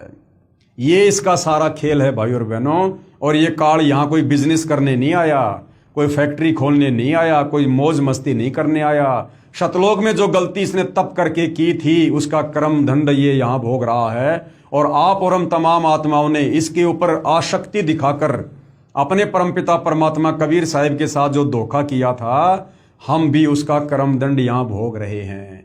हम यहाँ पर जेल काट रहे हैं, जेल। तो अपने तीनों पुत्रों ब्रह्मा विष्णु महेश की उत्पत्ति दुर्गा के साथ में करके फिर इस काल ब्रह्म ने एक प्रतिज्ञा की कि अब मैं अपने वास्तविक काल रूप में किसी को दर्शन नहीं दूंगा। तो भाई और बहनों, उस काल ब्रह्म की जो प्रतिज्ञा है उसके विषय में हम नेक्स्ट वीडियो में जानकारी प्राप्त करेंगे। ये सृष्टि रचना है, इस सृष्टि रचना को हमने बहुत ही ध्यानपूर्वक सुनना है। ये कोई मनगढ़ंत कहानी नहीं है, बनावटी कथा नहीं है। अगर इस सृष्टि में कोई सत्य कथा है, अमर कथा है, सत्यनारायण कथा है, तो परमेश्वर रामपाल जी ने 5वें वेद सूक्ष्म वेद से निष्कर्ष निकालकर जो सृष्टि रचना पवित्र पुस्तक ज्ञान गंगा में डाली है, यही सत्य कथा है। और इस कथा को बार बार सुनने से, बार बार सुनने से, देखने से आप और हमें सर्व धर्म शास्त्रों से प्रमाण देख देख कर ये सत्य कथा हमें सत्य प्रतीत होने लगेगी। क्योंकि भाई और बहनों, ये काल का लोक है। यहां पर अगर झूठ को 100 बार बोल दिया जाए तो झूठ भी सत्य लगने लगती है, और सत्य तो सत्य होता ही है। सच को अगर बार बार सुना जाए तो सच अपनी ऐसी जगह बना लेगी जिसके ऊपर झूठ कभी अपना असर नहीं कर सकती। तो भाई और बहनों, मैं आपसे प्रार्थना करूंगा, इस पवित्र पुस्तक ज्ञान गंगा के माध्यम से जो आप सृष्टि रचना देख रहे हैं, समझ रहे हैं, साथ में आपके लिए बहुत जरूरी है कि आप YouTube पर जाकर सर्च करें सृष्टि रचना सतगुरु रामपाल जी। सतगुरु रामपाल जी के मुख कमल से इसी सृष्टि रचना को आप जी कम से कम 2-4 बार लगातार सुनिएगा। बार बार सुनने से, सारे प्रमाण देखने से आपको दृढ़ विश्वास हो जाएगा। उसके बाद आप आगे का अध्यात्म यानी जो ये आध्यात्मिक मार्ग है, भक्ति मार्ग है, आप इसको बखूबी समझ पाएंगे। तो आज के वीडियो में सृष्टि रचना के अंतर्गत हम केवल यहीं तक लेंगे। कल के वीडियो में गुरुदेव भगवान के आशीर्वाद से तीनों पुत्रों की उत्पत्ति करके फिर काल ने जो अपनी प्रतिज्ञा की थी अव्यक्त रहने की। अव्यक्त का मतलब होता है वो साकार है लेकिन किसी के सामने नहीं आता, उसको कहते हैं अव्यक्त। जैसे सूरज होता है, सूरज के आगे अगर बादल आ जाते हैं तो सूरज कुछ समय के लिए अव्यक्त हो जाता है, वो निराकार नहीं होता, वो अव्यक्त होता है क्योंकि उसके आगे बादल आ गए और जैसे बादल हट जाते हैं सूरज हमें दिखाई देता है। तो इसी प्रकार ये जो काल ब्रह्म है ये निराकार नहीं है, ये अव्यक्त रहता है। इसको डर है, यदि मेरे विषय में किसी को पता चल गया, यदि मेरे वास्तविक रूप को किसी ने देख लिया तो वो यहां पर जी नहीं सकता, यहां पर रह नहीं सकता वो। इसलिए काल की ये मजबूरी हो गई है अव्यक्त रहने की। तो क्या इसकी प्रतिज्ञा थी, क्यों इसने प्रतिज्ञा की, उसके बाद सारा काम ये किसके माध्यम से आगे संचालित करवा रहा है? ब्रह्मा विष्णु महेश को इसने केवल मोहरा बना रखा है, आप और हम सभी जीवों को अपने भोजन के लिए बलि का बकरा बना रखा है। तो आगे की सृष्टि रचना में हम विस्तार से जानकारी प्राप्त करेंगे। तब तक पूज्य गुरुदेव भगवान हम सबको आज्ञा दें, आशीर्वाद दें, सद्बुद्धि दें, हमारा मार्गदर्शन करें। बंदी छोड़ सतगुरु रामपाल जी परमेश्वर जी की जय हो।